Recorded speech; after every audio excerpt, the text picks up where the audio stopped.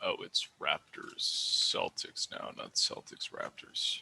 Oh, yes. Technically, this is a Technically, it's game six, Celtics right? home. Yes, Celtics home game. Technically, yes.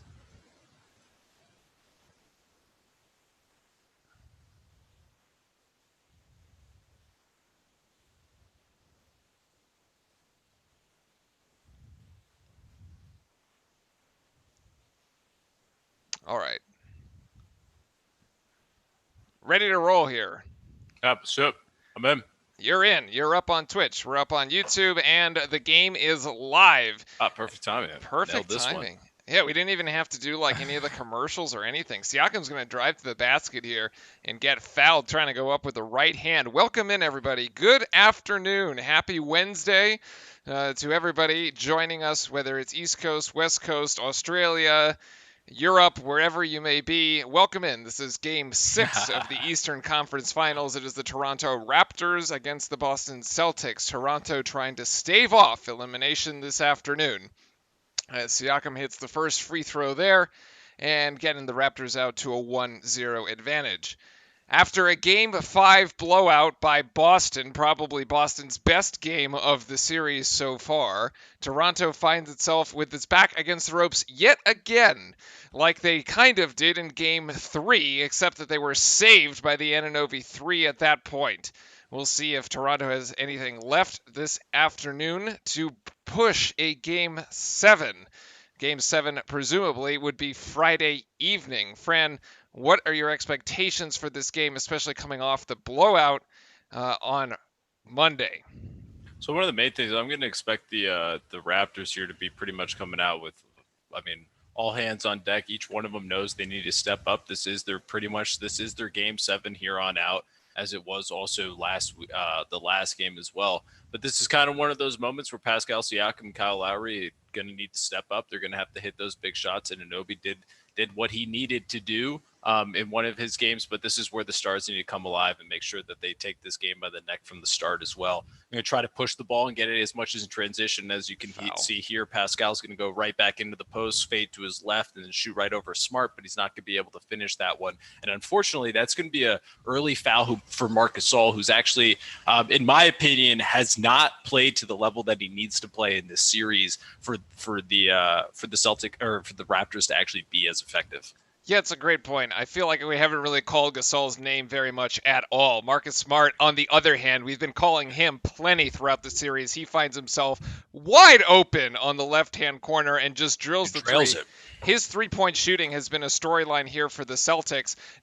Three-point shooting wasn't that much of a story in Game 5. The Celtics just played better and just made more shots, closing in around 50% for the game to the Raptors in the high 30s. Kyle Lowry, however, just hit only the 10-point mark there in Game 5, and Van Vliet went back to not being able to hit the ocean from three-point range. And so he just needs to be better. When his three-point shots are on like they were in Games 3 and 4, Toronto is a much more lethal team. And yes, that is a yeah, but that's foul. but in that situation right there, I mean, that's a good foul from Mark Smart early start in the game. You don't want to give up such an easy bucket like that. And yes, hello, LJ Smith in chat. How are you doing? And yes, I got this shirt sponsored by Scotch and Soda. Stream is brought to you by. Oh, is that a Scotch and Soda shirt? Did you get it this weekend or something? Yeah, it was 70% off at the store. It was $13 this shirt. $13. That's a steal. That is a steal. I bought like $200 worth of stuff. I mean, it was cheap as shit. I mean, wow. It was a hoodie that was $140, and I came back with $30. I mean, it was. COVID, I guess, is good for some things, right? Okay. Well, that's the revelation of the afternoon, ladies and gentlemen. It was highway robbery, guys. I mean, hashtag not stores. An ad, because we did not know that one was coming. But the high fashion from our co-stream broadcaster here, Fran, with the Scotch and Soda, looking good with the Aloha shirt. Apparently 70% off, so go find your nearest one. I got one here in Seattle. We know that there's one down in Miami.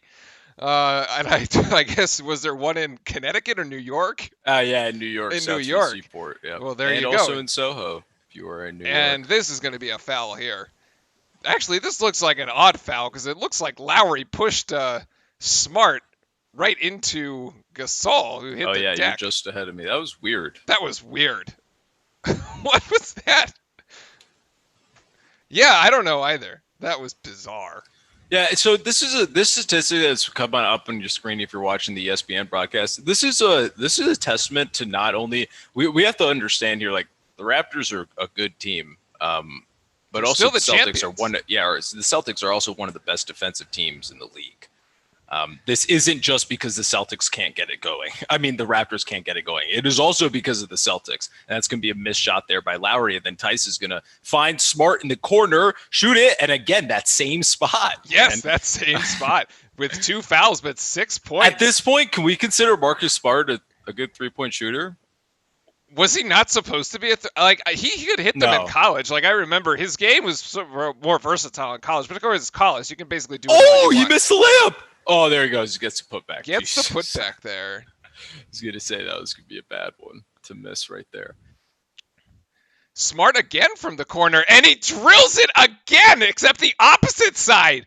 We may as well just this is like playing Monopoly, you know, like where you put the houses on the tiles. Like that's like Smart's corner there on either side. He's got 2 houses on the bottom and he's got 2 on the top. Let's see if he gets the hotel by the end of the night.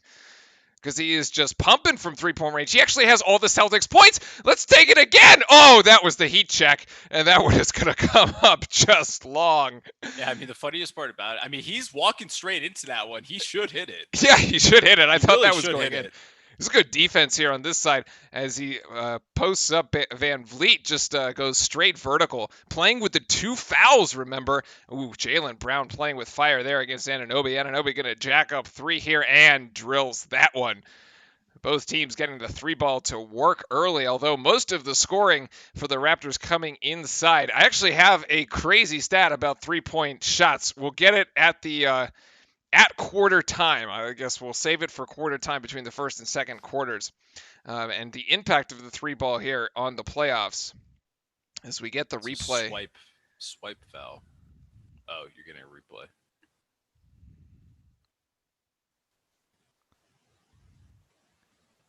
Kemba inbounding now. Marcus Smart still has all of the Celtic points. We'll see if that changes on this possession as Brown tries to break a double team and that shot can't go, but the rebound down to Van Vliet, who's now moving out in transition, has Jaylen Brown a little flat-footed and just goes straight up to the bucket. Actually had Kemba, flat-footed there and finishes in with the left. It was a really strong finish. Nice finish. Kemba played okay defense, but yeah, he was caught flat-footed. Kemba gonna woo! Kemba out to Marcus Smart. Marcus Smart, what a head fake. Pass out to Tatum, over to Brown in the corner, and Brown! Finally, somebody other than Marcus Smart scores. Celtics there putting on a passing clinic. The defense is just getting torched. Like literally torched. The Celtics can get any shot they want. Beautiful block there by Tyson Siakam in here. Oh, Kemba. Tatum now going to try for 3, get in on this action, can't get it done. Rebound, actually, Siakam rebounds it to Jaylen Brown, who's in the right place at the right time, and lays it in for 2. And he gets fouled by Lowry, too, at the end. Oh, wow, my the God. small guy on the court wins it. Yeah, so I mean, just kind of going into the first time out here, just one of the things we're seeing is that clearly the Raptors have put an emphasis on not allowing like Jaylen Brown and Jason Tatum to like really get going and being the ones that affected them. Yes, Marcus Smart is hitting those threes, but I think that's something that Nick Nurse is most likely going to have to live with in these situations. I mean, if you look at the floor, I mean, you have to be somewhat okay with Marcus Smart shooting the basketball. You have Tatum, Walker, and Brown. You don't want those 3 to shoot it, so you might as well have Smart and play your percentages. I think that's kind of what they've done at the beginning of the game. Granted, yes, they blew some pretty bad coverages even on Smart, but those are kind of the shots I think Nick Nurse wants to live with and try to not allow those other players to get going in the start of the game. So overall, if the Raptors are just able to cut down on some of these defensive lapses, they're right in the game. And I think the Celtics are just playing really good basketball as well. Yeah, I mean, it's only 14-9 here in the early going. We've hit the first media timeout, that one being called probably going to be charged. I'm not sure who it's going to be charged to. But remember, we do have 2 media timeouts at the 8 and 4 minutes of each of the quarters here. I do sort of agree with your assessment. at this point, because it is elimination games, right? You're just going to try to take the ball out of the hands of the stars. You have somebody else beat you, so you say, Tatum, not tonight. The problem with that strategy, however, is that the Celtics have proven themselves to Yeah, they be have. more than capable of having the next man step up and just drill shots. So yeah, and one of the main things, and I think that this pretty much happened when they actually won that game. They were actually able to get way more points in transition. So I think one of the main things is that they want to be able to secure the rebounds and start pushing the ball way quicker. They kind of get stuck in this half court offense, with the Raptors just aren't that effective at, and the half court defense. Actually, let me rephrase it. The half court defense of the Boston Celtics is so good that it's actually just that you need to push the ball and be able to find these transition buckets to actually just get some points on the board. It's not as much as the Raptors defense or offense is bad. I mean, if anybody plays against the Celtics defense or against the Celtics, they're going to struggle on offense. But I guess we'll have to see if the Heat will, but that's a different conversation. Yes, the Heat moving on last night, 4-1, the gentleman's sweep, as Derek would call it from down under. We'll get to that one at halftime. There's been a lot of talk about Giannis's perhaps next moves. Yep, a lot of possible move, a lot of movement here, a lot of possible movement, and not that much time to move. True, pretty much got a month or two to go, and then we start the season. Well, the NFL, not the NFL, the NBA looking at a new November 18th date, actually, for the draft. So we are looking out about 2 months until the draft, and then who knows what may come of when we actually may restart He's the going official to the season. Knicks. Yeah. He's going, gosh, who said that? Chat did. He's not going to the Knicks. Although that would be pretty good for you. You can tell that viewer lives in New York City. Hey, man, it's all good. I would love it. I would love that. That would be the greatest thing. Look at this. Look, the Jalen. Is this Kyle Lowry trying to pick Jalen Brown up off the floor? No. Says, get out of here. To each their own, But no, I think it's great. He's I love just it. Trying to be nice. It's competitive, man. Get out of here.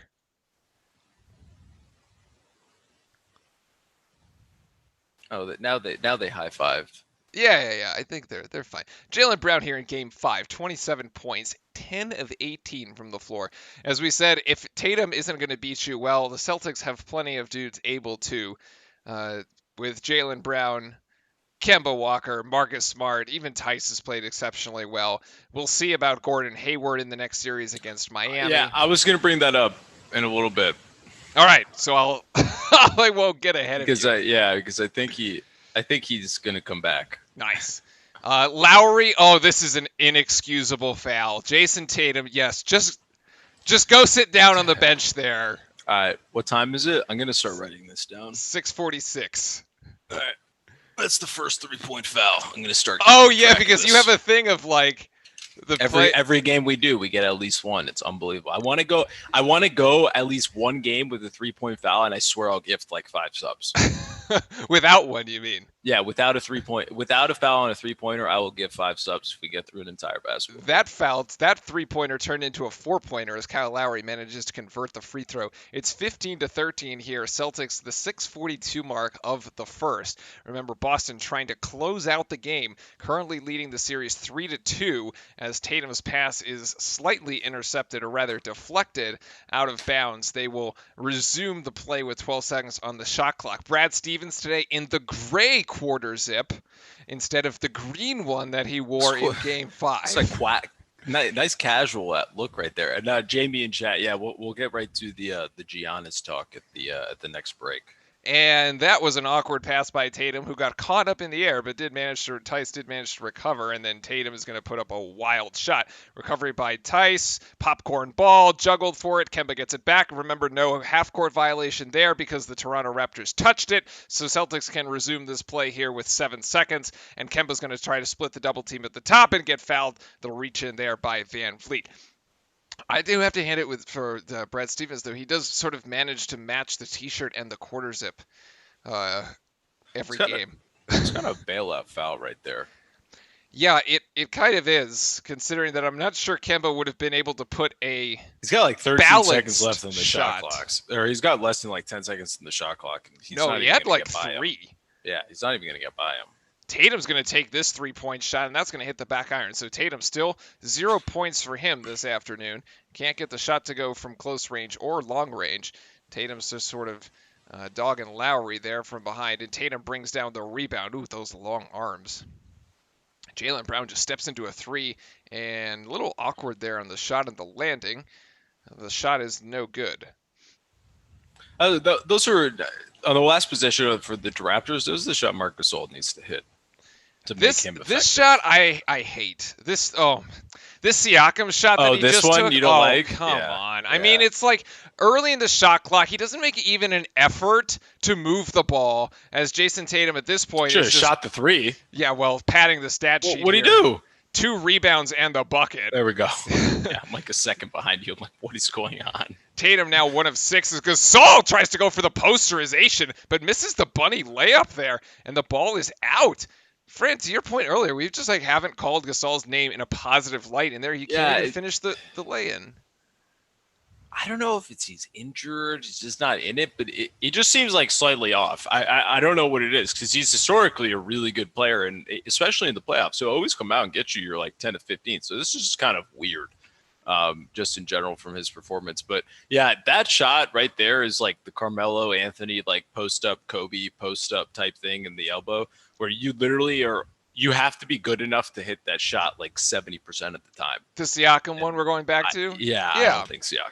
It's like such isolation hero You'll ball see that, you'll see Tatum post up on that corner, but they've stopped letting him do that. He used to do it in college all the time.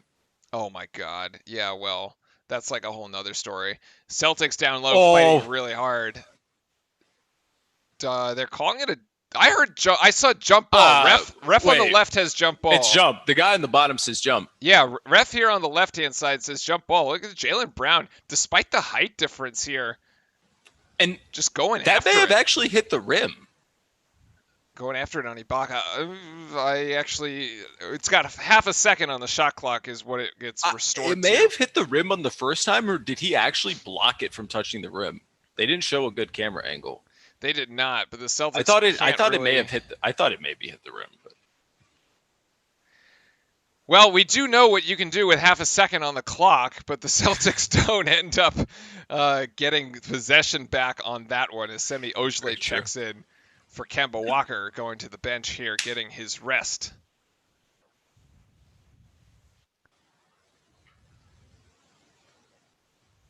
Wanamaker in the game as well. So 2 substitutions. Smart also to the bench for the Celtics. That's an offensive foul, or it should have been by Anunoby, but it's a turnover for the Celtics, so the ref's just going to let them play it out as Brown goes coast to coast off the steal. Nice play there by Brown. Good finish. I don't think that one. I'm not going to show my bias for the Celtics there. I think that shouldn't have been that should not have happened. The Kyle Lowry three-pointer, no good. Rebound down to Wanamaker. It's 19-13 Celtics with 4 minutes. Next whistle will take us to a media timeout. And there is the aforementioned whistle.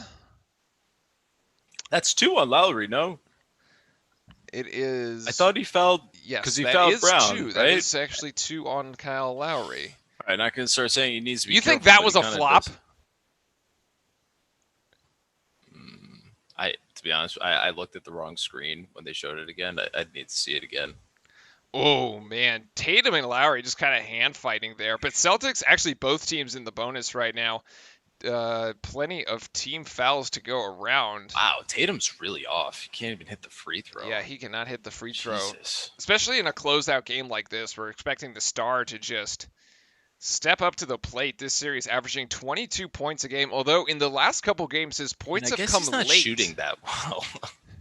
He's shooting okay. He's shooting 43, but he's shooting 33 from 3, which is pretty bad. Yeah, the 3-point shot. It's been everyone else hitting 3-pointers, really. I mean, granted, it's not bad, but it's not. He should be shooting, a little higher than that percentage-wise. But the 3-point shot, we brought this up the other day when we were doing Game 5. The number of 3-pointers by the Celtics has been declining ever since their Game 1. They hit, was it like 15 and then 13 and then 9 and 7? And I can't actually recall how many they hit in Game 5. Okay. Yeah, and also, I mean, so another thing that could just be the Raptors also adjusting. Yeah, they ended up hitting 11, so they brought that everything like that. Brought So that stat it back could up. be slightly different. A little better on that stat in the Oh, let's go, Akon with the Twitch Prime. Thank you very much, sir. oh my goodness, there you go. The Twitch Prime sub coming through. Thank you, Yo, Akon. thank you, Akon. Appreciate it, man. This is a walk by Wanamaker that He just walked. doesn't get Yeah. called at all. And the pass to Jaylen Brown Ooh. for a 3-pointer. Oh, Wow. Nick Nurse must be livid, man. He blatantly He walked. blatantly I saw walked. it. Yeah, you saw that from a He mile moved the away. pivot foot like 3 times. In any case, this is going to be a foul. It's going to be a push here as Lowry. You know, That was the funniest referee thing. oh yeah, he just comes in and does the Yeah, it's how he did the foul. But so I knew that was going to be a foul. I sort of called it before the referee actually did, but it's sort of a bailout here because they are kind of vertical and Ibaka's pushing Wanamaker into Lowry from behind.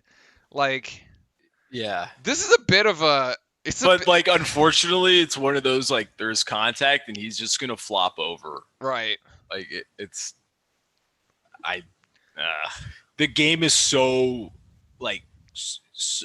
so polarized to the offensive player that it's just kind of ridiculous. Yeah, right. It's the literally, I'm not kidding. The defensive player has no chance half the time. Game 4 of sad. the Clippers and Nuggets series coming up right after this one. And surprisingly, a lot more contested than I thought it was going to be. Actually, yeah, we'll get to that at halftime too. And then the Game 4 of the Rockets-Lakers, that's coming on tomorrow, 7 o'clock Eastern Time. It is the only game being televised tomorrow as Miami has already moved on. So we are getting down to it. Only 7 teams remain. Nice step-back jumper nice step there back by Lowry.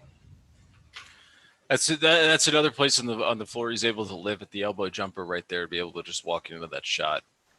Tatum screened by Tyson. This is going to be a foul on Ibaka here at the top of the key. Kind of a So cheap needless. foul. He's just going to put him on the line too. I agree because they're in the bonus. As the Celtics will he's 35 feet away from the basket. What are you doing?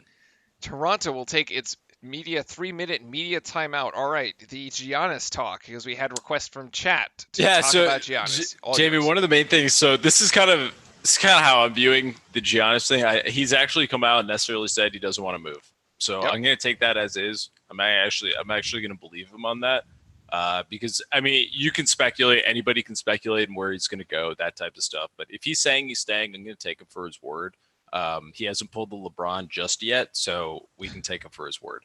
But so in that situation, I think the Bucks are going to have to look to actually move some assets and get another star there. I think one of the main things that we realized this postseason is actually the first thing that I said in the matchup. The guards for Miami are just way better than the Bucks guards, and they are going to win because they have better guards. Are you considering Middleton a guard? No, I'm not. So you're just talking about Bledsoe.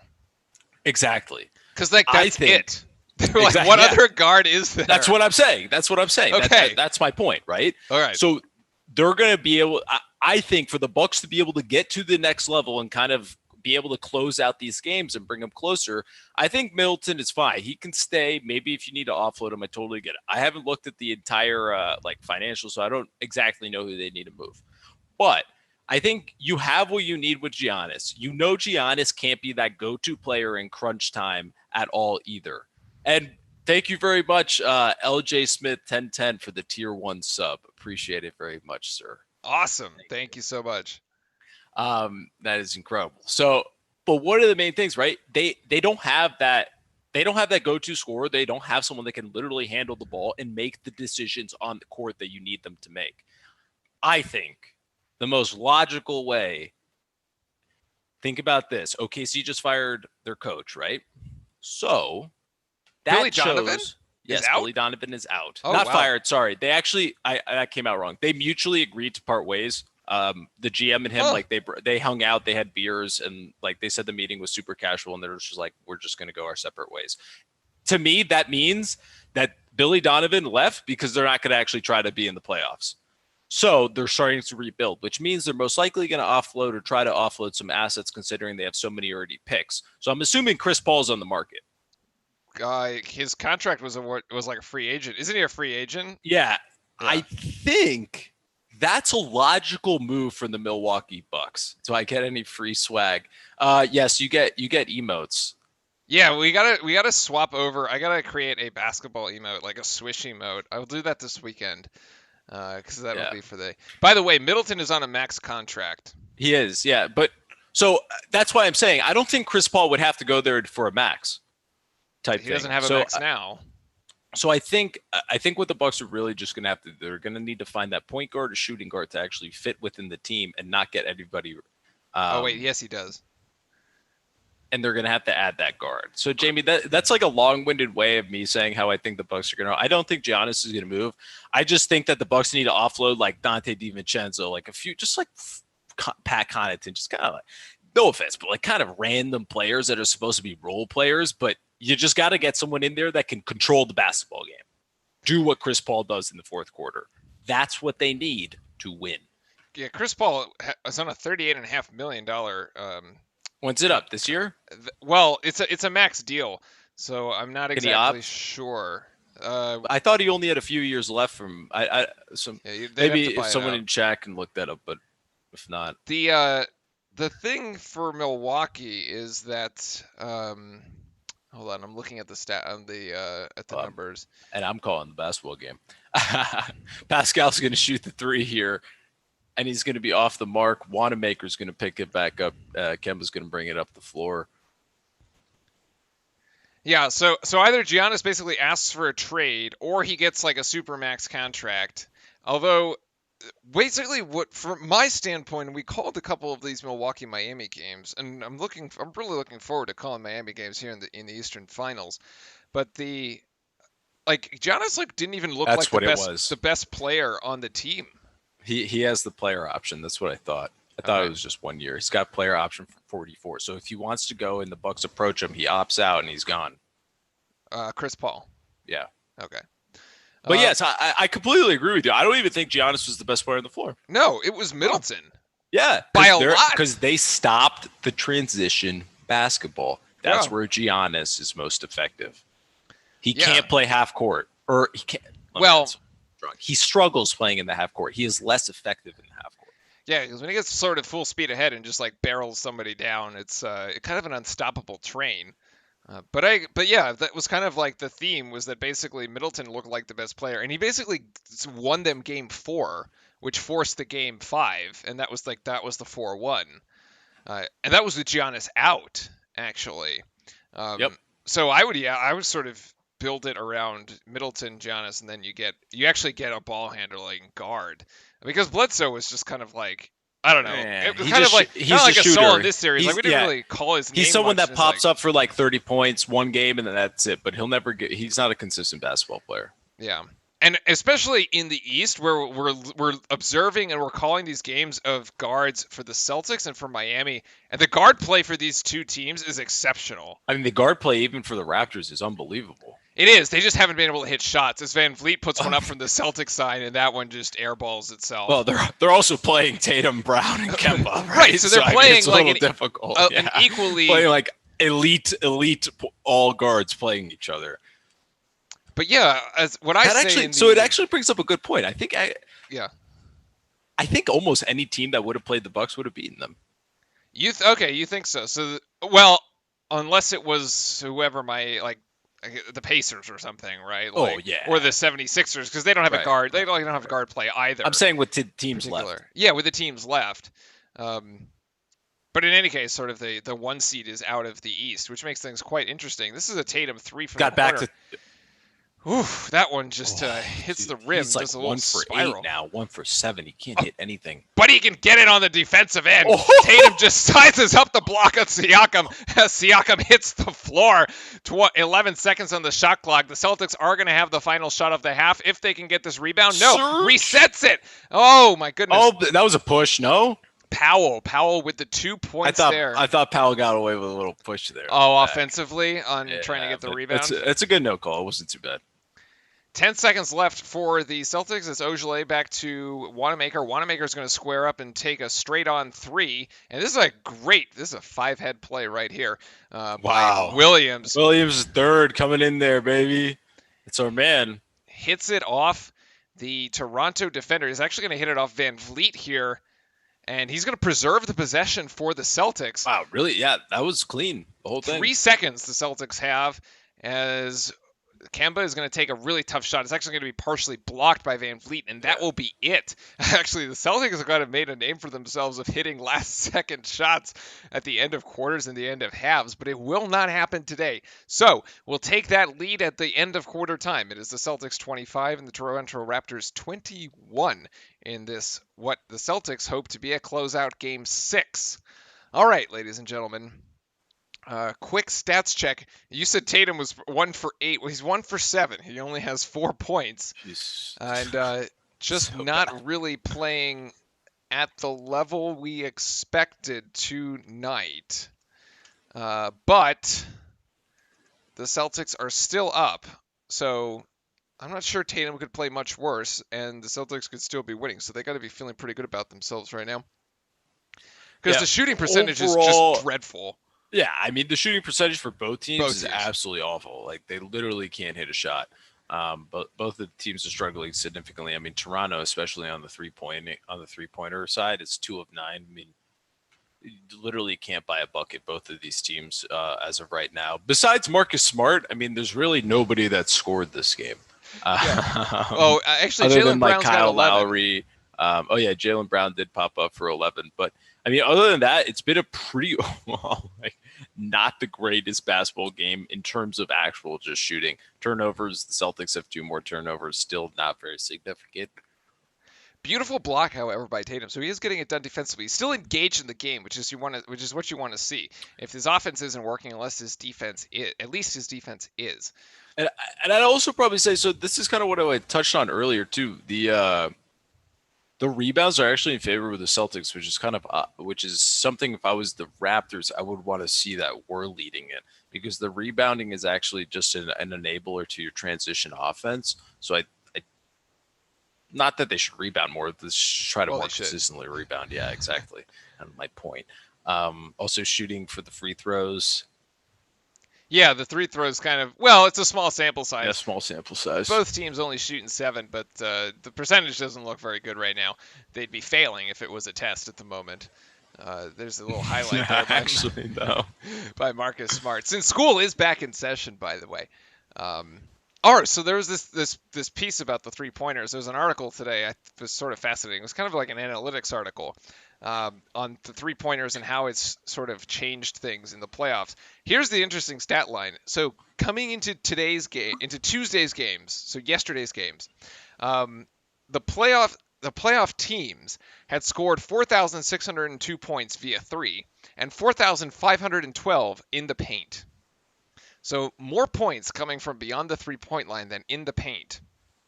And basically... That's the whole playoffs, right? Yeah, that's the whole playoffs. So look at this. So all NBA but the Rockets postseason skew teams, that one. No, because here it is. All NBA postseason teams, on average, are taking 43% of their shots from beyond the arc. And everybody is basically the Rockets now. So the 40... So if you sum total, Yeah, like all the 40%. shots that are being taken, it's 43% of them are being taken for three, and this is the highest, I'm not highest gonna in recorded disagree history. with it, right? If the coaches, that's what they want to do. I also think there's probably an impact at the bubble itself. It's easier to actually shoot in the bubble than Why? hit shots because it's the same background every single day. The lights are above you, so there's actually no reflection. They're like headlights. So looking at the basket, you never see lights or glare or anything like that. It's way easier to shoot in the bubble. But in any case, it just kind of shows you how the game has transitioned. So the stat was that back in, was this now 7 years ago, 2013, 2014, there were only 45 three-pointers per game. Like, it represented about 28% of the total shots.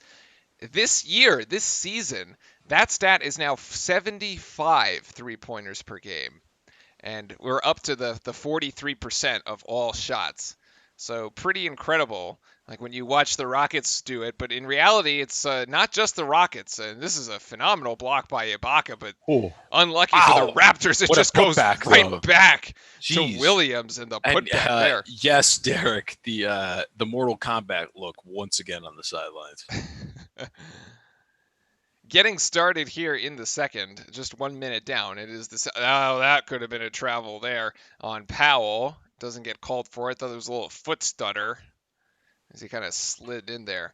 Kemba's going to fish this one out of the bottom of the bucket and give it to Marcus Smart. Tatum on the bench at the moment, getting his rest. He played basically the entire first quarter, so no real surprise there.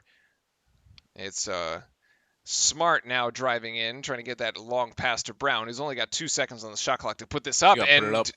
no, it's a foul out on the floor. Wait, A foul called. wait, he Offensive pushed foul off? called. He pushed off on that? Really?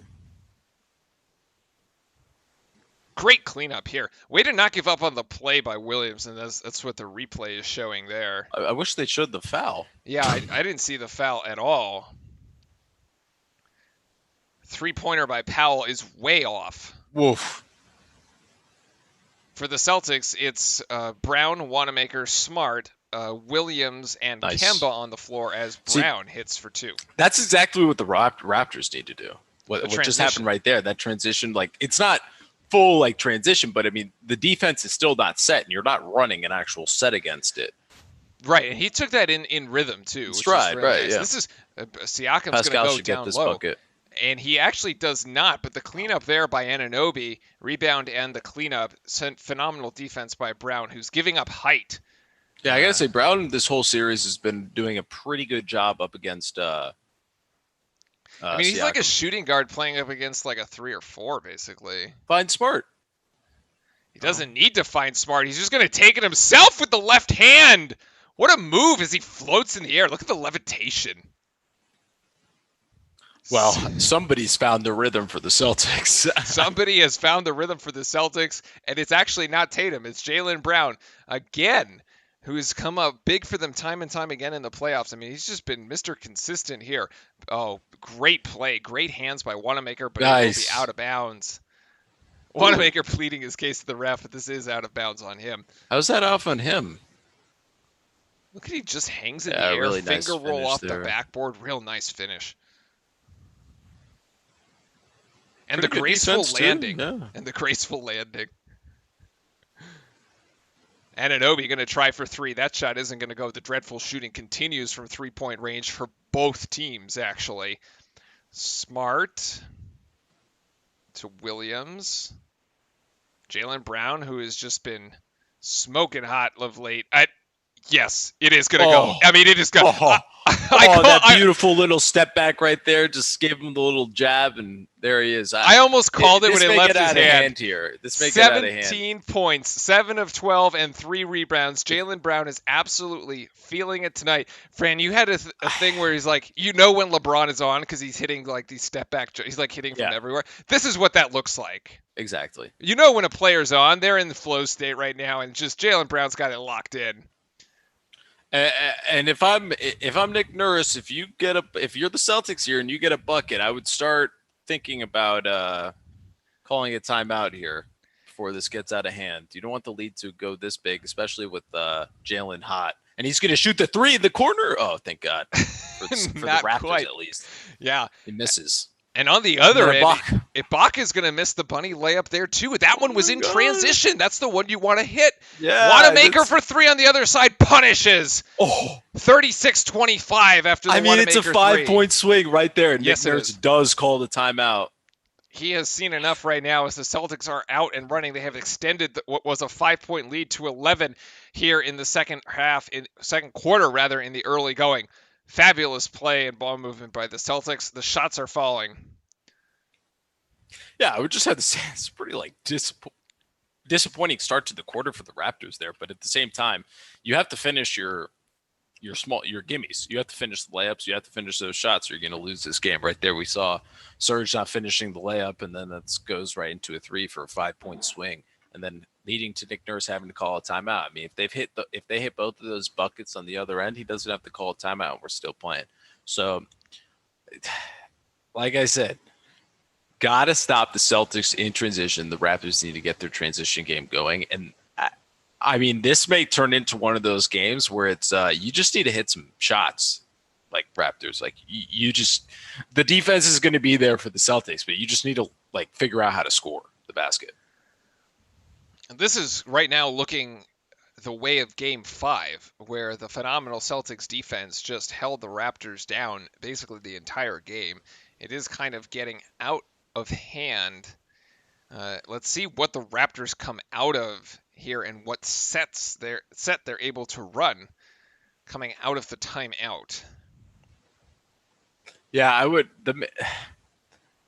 the main thing I would look for is just kind of a set for Lowry or Siakam in this situation and get an easy bucket. Nick Nurse is typically very good at getting buckets on inbound plays. Sorry, you drink more coffee.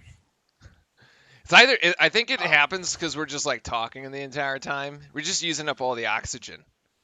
Yeah, I mean, technically, the scientific reason of why you yawn is because your lungs aren't getting enough oxygen. If I'm talking the entire time, Yeah. technically my lungs aren't getting enough oxygen. And for those of us here in the Pacific Northwest, we're on fire actually, and it is there's lots of smoke everywhere. It's a very smoky. It's been a very smoky couple of days. If you enjoy the smell of burning firewood, this is the place for you. Otherwise, not the case. Just another reason to stay indoors. There you go. Exactly. I and was watch actually some thinking, basketball. well, if I was out to go on a run, I was like, I'm already going to be wearing a mask, so that's like a 2-for-1. I get a 2-for-1 on the mask today. Yeah, that is true. Yeah. So I think once we come back from this break, if the lead stays kind of where it is, 10 to 15 points, I wouldn't say it's the worst thing ever for the Raptors going into halftime. Now, if the leads get extended 20, obviously it's going to be an issue, but I think they're actually shooting so poorly that if they're able to keep it within 10 or 15, they'll be able to claw back in the second half and probably be able to shoot better in the next half. But if Jaylen Brown's going to continue shooting like this and then Tatum's going to somehow turn on, like Jamie was saying earlier, Jamie was saying if Tatum finds his rhythm, they're going to be up by 10 at the end of the quarter. But that turned out to actually being Brown finding his rhythm. And the same thing pretty much has happened. They're up by 12. So yeah. I think this is damage control right now for Toronto. And actually, as it turns out, Jaylen Brown's got 17 points. The rest of the team has 19. So he's he is performing quite admirably. Toronto Raptors missing their last 8 3-point shots. And Lowry coming off the little screen nice shot right there. The turnaround jump Great shot. Great play called by Nick Nurse, getting Lowry involved, getting him a nice shot and open look. At least the lead is now down below 10, so make it 9-point lead for the Celtics, 36-27. That was the sort of 8-minute media timeout, if you will, as Wanamaker from Smart. And Wanamaker drills it again. Wow. He's hit 2 consecutive three-pointers. Yeah. He's 2 of 3, right? From 3? Yeah, he's yes. 2 of 3 from 3. He's playing really well right now. He's stepping up. Ooh, this. Oh, I don't know. I don't know about this. He may have gotten the ball. I thought he got ball. I thought that play was about to go the other way. Yeah, I did too. This is bad defense. Look, the Raptors are sort of stuck down low, and you've got Kyle Lowry. The down screen from Marcus Smart is fantastic, though. Well, yeah, Lowry's trying to decide whether to go up and contest a shot or play off. I mean, if he plays off, he's just going to pass it. Or if he contests it, he's just going to pass it. Right? He's sort of damned if you do, damned if you don't. It's a great set there by the Celtics. What a tough shot by Van Vliet. What a way to keep Williams on his hip there. My goodness. And also use the basket as the protection from the shot block. Really nice move. Yes, because he goes up and under and sort of reverses it in. Marcus Smart on Anunoby now. Screened by Brown, never really quite got set up. Smart's going to play solo, but it's actually going to get it to Williams. It's going to go out to Wanamaker, and maybe there was an elbow thrown there, or maybe not, but Williams finds... Williams is actually going to get the dunk as Wanamaker finds Williams, the 2 W's. I got him confused there, and we are going to have a timeout called because I think the refs are going to look at what happened to Lowry there. So Wanamaker... So I'm going to say it's probably an elbow, but I don't think it was intent. It's not It's intentional, and not it should intentional. not be a flagrant foul, and it should not even be an offensive foul. He's dribbling. There's some blood in there. There is definitely blood. There's definitely blood. Oh, I'm not. Yeah, I'm not going to deny that No, there's I know, not but or it anything doesn't. like that. But He is like his elbow doesn't even go above his shoulder when he's dribbling. correct. Correct. That's So the like thing that we I don't see know is how it usually could. if you do I this really hope thing, they don't call something that's silly. the flagrant. Yeah, that's the flagrant. Or anytime, or if you go like this, or if you're like unnatural having it above, but if you look at this, his elbows are down. Yeah, this is a natural motion of him just starting to move forward and Yeah, dribble. I don't. I would strongly disagree with any Yeah, flagrant Lowry's foul trying call. to say he gave it over the top. No, buddy. Yeah, no shot. No shot. His elbow can't even extend that way. I can't even get. Okay, maybe you should do that. Maybe if you go like that. Fred, I'm not sure that you and I are sort of the like typical like ones that should determine what NBA flexibility is like. I think they should play on. But I think agree that's they should exactly play what's going on, to happen. but something tells me that these players are slightly more flexible than we are. You'd be surprised. I probably do more yoga than them. Oh well, No, actually, I take that back. I don't do enough yoga, then. but I'm saying I can definitely get my full palms on the floor, and I bet you some NBA players can't. Oh, I suppose it depends how tall they are there. Ibaka gets Williams up in the air and just this is a bizarre pass back, but Van Vliet's going to put up a 3-point shot. Bad shot there. That's a part of Serge Ibaka's game I just don't understand. He like puts his behind his back. Just like take it to the hole. Jaylen Brown's going to step into that three, and he's not going to connect to keep his hot start going here. Lowry's going to push the ball up the floor. This is where I'm saying you got to go into transition right here. He's drawn the defense. Nice shot for Serge if he can connect, and he does. Almost like you told him exactly what he should do on the previous possession. Pretty much told him exactly what to do. Exactly. There you go. And he listened because now it's hey, OKC, hit me up. Brown looking for Wanamaker up top. 7 seconds on the shot clock here. As the Celtics haven't managed to get this one in the paint. Good defense by the Raptors up top, by the guards, actually. By the substitutes, that's Matt Thomas really good there. Defense.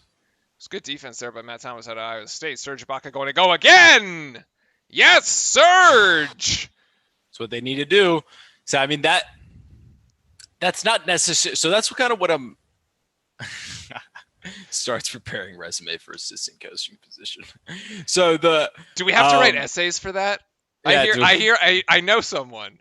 I do, yeah, exactly. I know someone who writes really good essays for these sorts of interviews. I'm not gonna say that's necessarily pushing the ball in transition, but that's what I'm talking about. That's not like full transition, like getting a layup out of it. But they're starting to move and try to get down the floor before the Celtics defense is even set. You saw there that the entire Celtics defense was not set. They were still picking up. They were playing wide, way off of it. And they did that 2 times in a row, and they got a bucket. It's that type of like pushing the ball that's going to get the Raptors in the game. Because once they go against the half court set from the Celtics, I mean, it's like 30% chance you're going to score from the stats already. So it's those type of possessions that was spot on. It was really good. Yeah, the Celtics playing way off Serge Ibaka there, sort of daring him to shoot, and he rises to the occasion. I'm also not sure why they do that because he's hit threes in pretty much every single game. Well, now he's burned them for 2, so the little point surge has the Raptors within 6. And Brad Stevens calling a timeout here at the 5:13 mark. I don't think this is actually going to count as the media timeout for the Celtics. Yeah, but I would say definitely a good timeout there from Brad Stevens, just in case, so this doesn't get too hairy here for the Celtics. They want to keep extending the lead, and as I said, basically, if the Raptors are able to keep this within 10 going into the second half, they're actually in a pretty good position, I would say, for saying how poorly they've shot at the beginning of the game so far. Yeah, they're definitely clawed it back in. A little bit of a lull here for the Celtics, a bit of a scoring drought as Brown has gone cold and Tatum hasn't actually re-entered the game. He doesn't even come back in the game. I think now he's going to come back in the game. That might have been why Brad Stevens called the timeout, to try to get Tatum back in the game. So Tatum could try to get himself in a bit of a rhythm. A quick stats check here. The Raptors shooting has improved by 10% since we checked in at the end of the first. It is now the Celtics shooting. No, sorry. Celtics are now up to 40%. The Raptors still down at 33%. 33, yeah. Only 4 of 16 But from three-point that's why I'm range. saying if they can keep this within 10 going into the half, they're shooting so bad that something's got to give, right? Something you think that the shots have to start falling at Yeah, some point. exactly. And a question here in chat for you: are we going to be doing NFL this year? Yes, we will be doing the That's the answer. NFL. I can't quite share all the details about that yet, as they are not finalized. But expect to see us for Thursday night football. Hopefully, fingers crossed. And we hope to be able to actually bring you the live games as we do it. So we're working on it. But we'll have Behind the scenes work. Yes, we'll have an announcement on that within the next few weeks. The games actually, although the NFL season does start tomorrow, and we'll talk about that at halftime as well. The games on Twitch and Prime Video do not start until week 5. So we cannot actually show them until week 5. So that would be the first time that we're able to actually broadcast NFL. It's pretty much when the NBA ends, so it kind of works out. Yeah, it does kind of work out. Smart in the corner.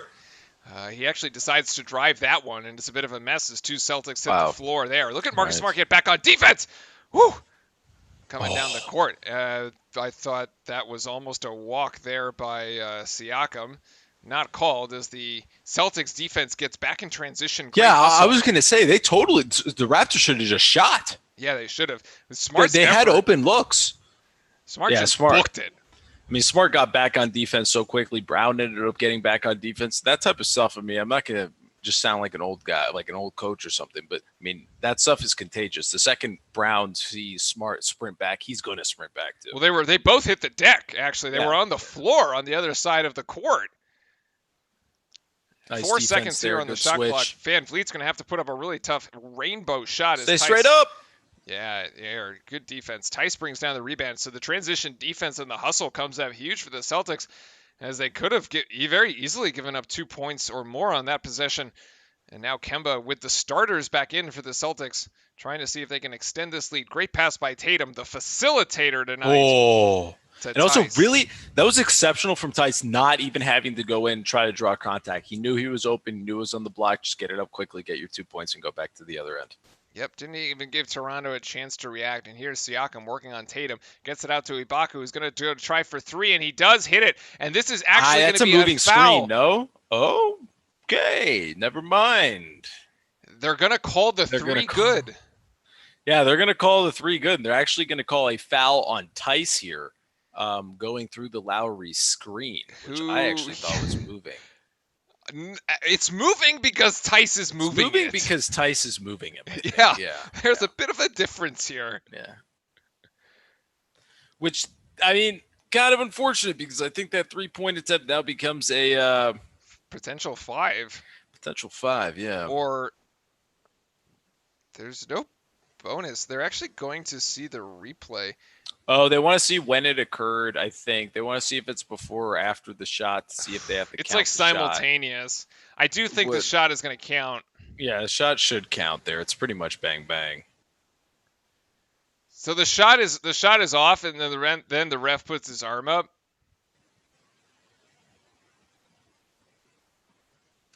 It was after the upward shooting motion. The 3-point. So the 3-pointer will count, and the foul will be charged after the shot. And actually, Lowry can only shoot 1 because the most you can make off of this play is 4 points. Yeah, you can never make 5-point plays. Unless the foul is flagrant, and then you get the possession. True. In which case you would shoot does 2. not convert the free throw there. No, so no harm there at the free throw line. Smart driving in, gets fouled. Will find himself a trip to the line. Nice aggressive move there, very smart. Kind of surprising to see him have the ball so much. Granted, yes, I mean, he is a very good player, but he's typically not the go-to scorer for this basketball team. Surprised to see the ball out of Brown and Tatum's hand, and Walker's too. Yeah, but Marcus Smart and Marcus Hey, Smart and Jaylen Jigglypuff. Brown. How are you doing? Good afternoon, Jiggly. Good afternoon. Or evening. Or evening, I suppose. I guess it's technically evening. I always forget the time of day. Smart hits the first of the free throws. It's been the Smart and Brown show so far for the Celtics today as the second free throw converts, and that is now a 7-point margin for the Celtics.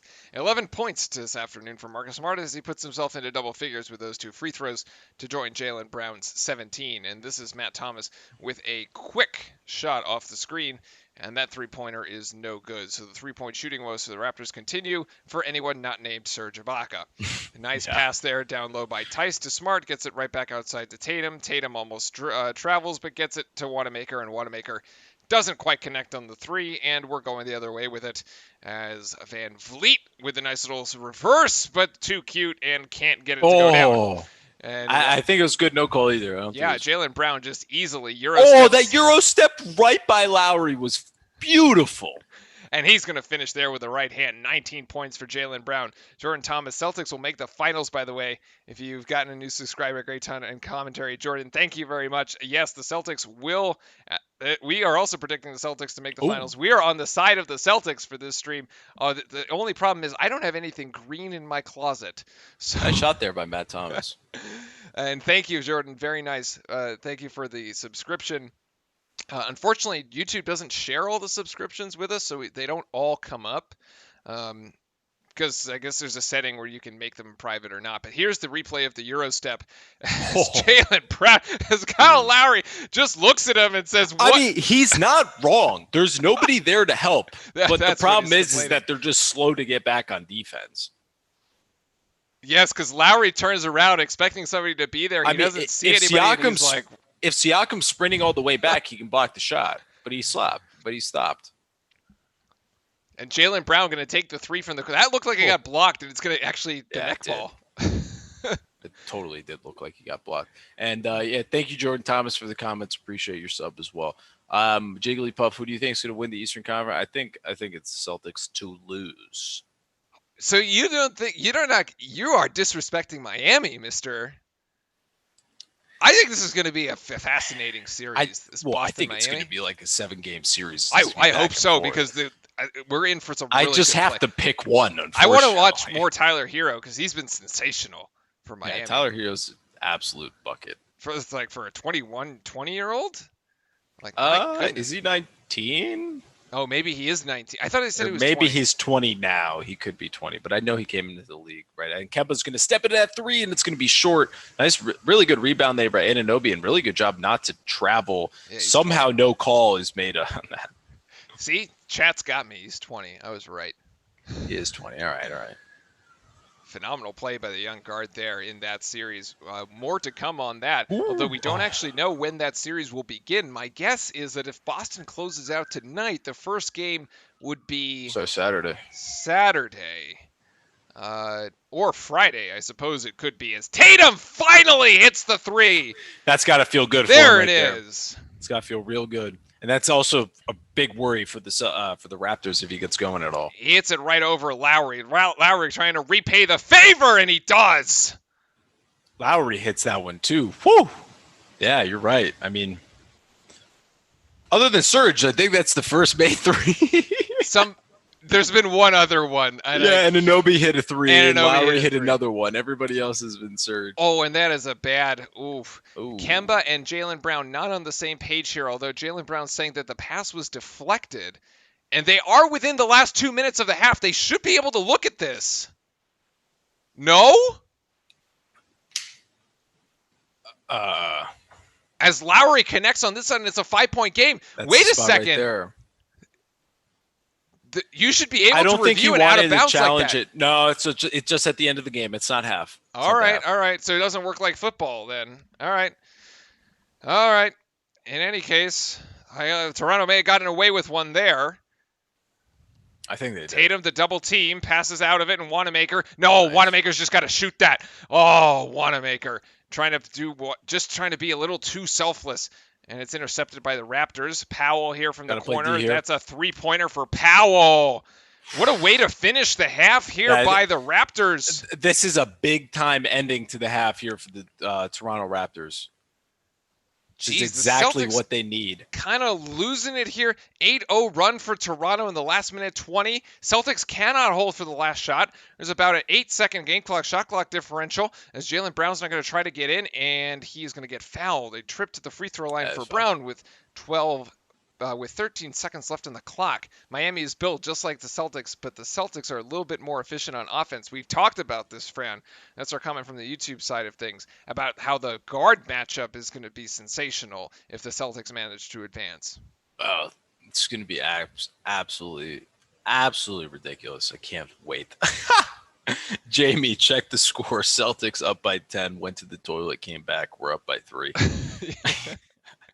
What happened? Well, what happened is Toronto's on an 8-0 run. Also, I actually think the Celtics kind of lapsed on defense there. They kind of just allowed the Raptors kind of to get whatever they want. I don't know if it was like slight frustration or just lack of concentration on the Raptors part there, but 10 seconds left on in the half. Celtics. Sorry.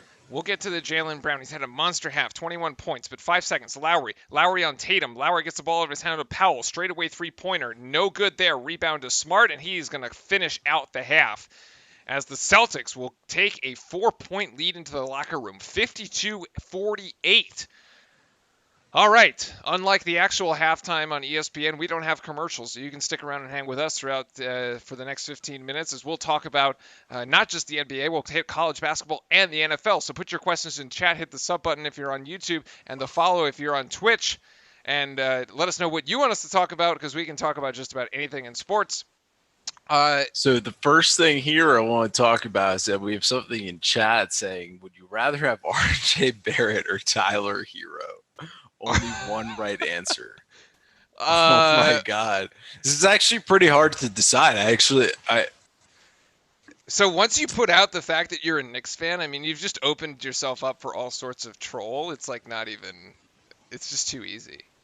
So this is why I'm struggling with the answer to that question. I don't know if Tyler Hero is like a result of Miami being so good, and also in results of like being in the Miami like system, right? And he's able to do so well.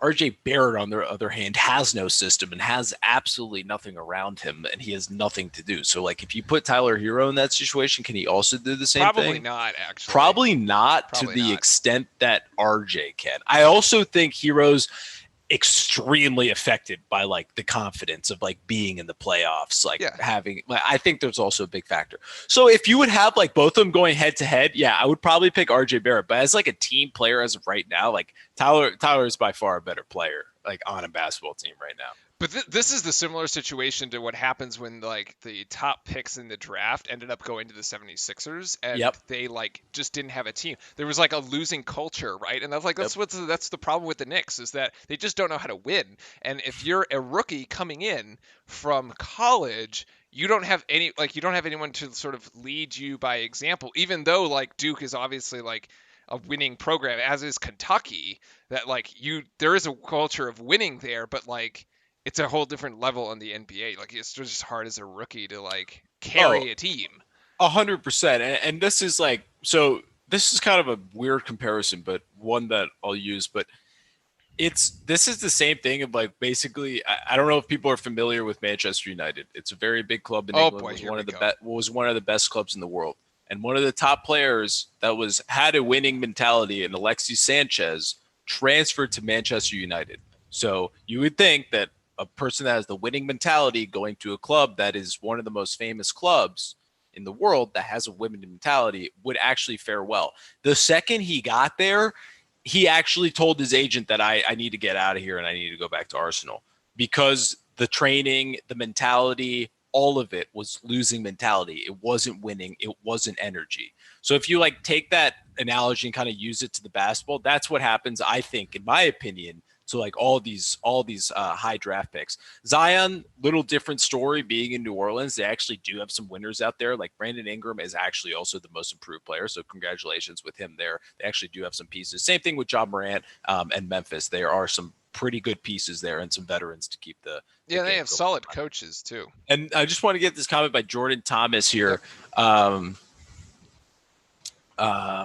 here. Miami is built just like the Celtics on paper, but the Celtics are more efficient on the offensive and defensive side of the edge. So I first read this and I was like, I don't actually totally understand where you're going with this, but I actually totally do know what you mean.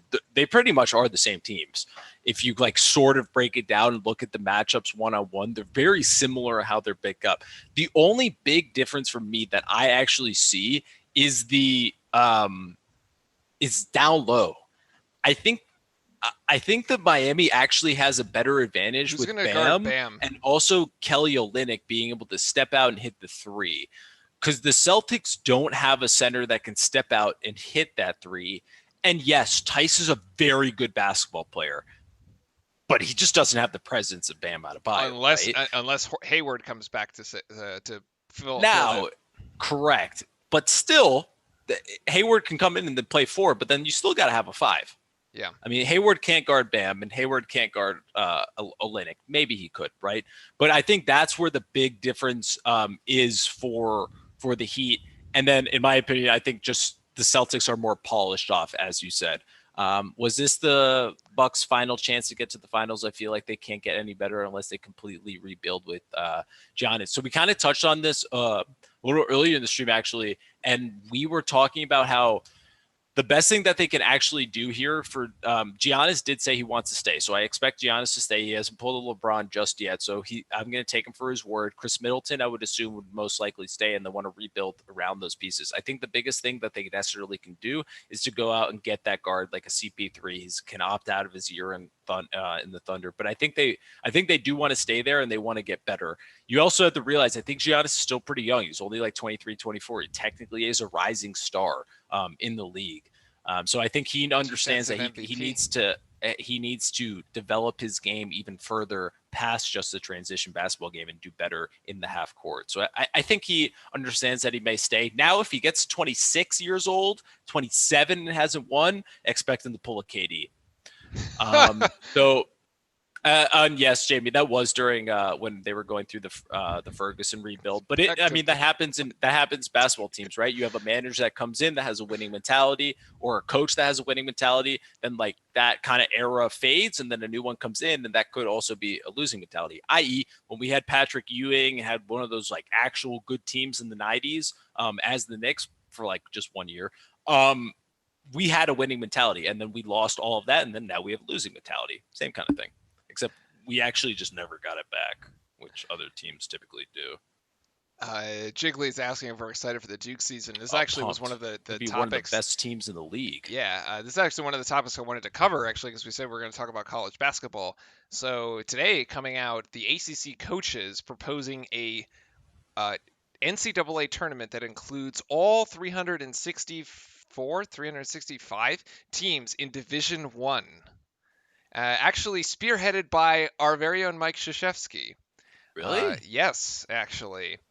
Well, I haven't read any. I've only been looking at Excel spreadsheets for the past 10 hours, so please fill me in. So the ACC is pitching an all-inclusive NCAA tournament where all Division One teams will get to play, and the sources telling ESPN that Duke coach Mike Krzyzewski is spearheading the push for such a tournament.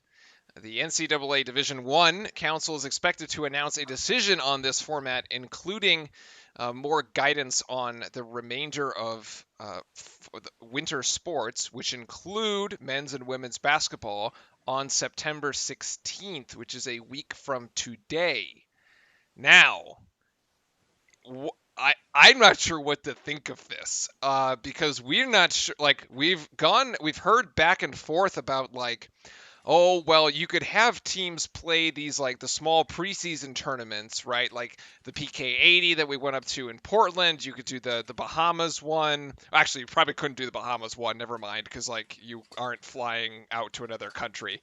But you could do like the ones at Madison Square Garden, which is the 2K Classic. So you could do all these, preseason tournaments as their own little bubbles, and it's usually only around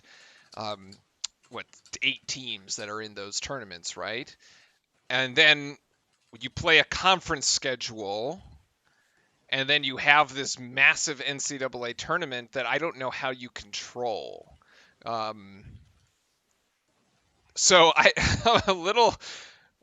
And I think one of the reasons, so the reasons that the coaches are saying that they are in favor of this is because they want this whole initiative about standing united in this sort of time where, unlike the NBA, the NCAA is a bunch of sort of member conferences and schools that are each kind of doing their own thing, right? And we see this in college football where you have two conferences deciding not to play and three conferences that are going to play what will start this weekend. Um, but college basketball wants to be united, so and have sort of this one decision going forward. So they figured we want all the teams to be able to participate. And my problem with this is that would mean that UNC actually gets to make the tournament, which after last season they were actually left out, but they never played the tournament. So if you ask a UNC fan, they're going to say that never happened, which is total BS because they didn't make it. And we will never let them forget it. But in this format, they would just get to walk in. Yeah, so just kind of hear about this now. I actually think this is pretty cool.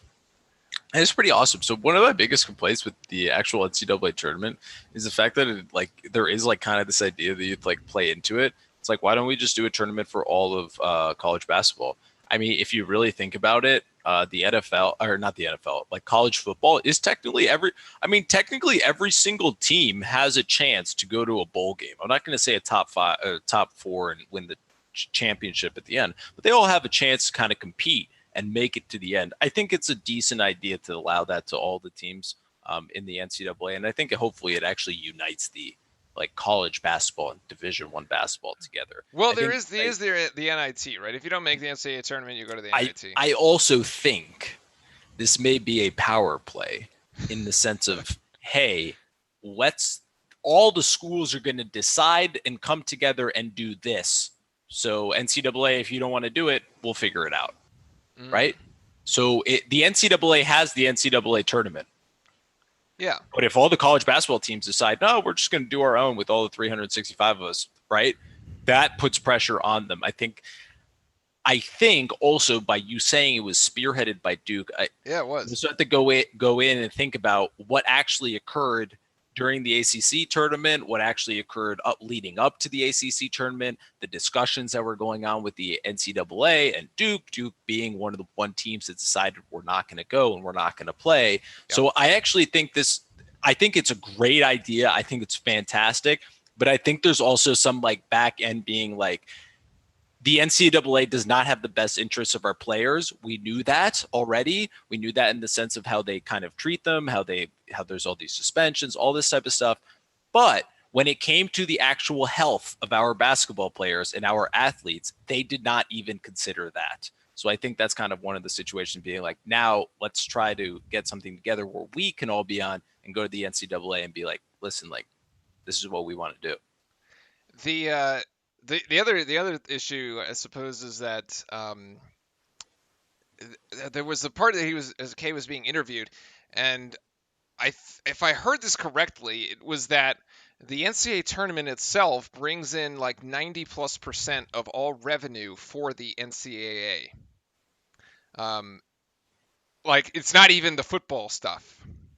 It's March Madness. Yeah, and think about it. You got a TNT contract. You got a CBS contract. You got everything. You got like 6 different channels playing the games. Right, and when it originally happened, we talked about the losses were upwards of $1 billion of the contracts, of just the TV deals were worth over $1 billion. Oh, so I see what the play because is. Because the NCAA tournament didn't happen, it cost the NCAA over $1 billion, and so to not have a tournament in 2 consecutive seasons would be financially devastating for the NCAA. But that money that you're saying doesn't necessarily go back to the schools. Yeah, actually, a lot of it does, though.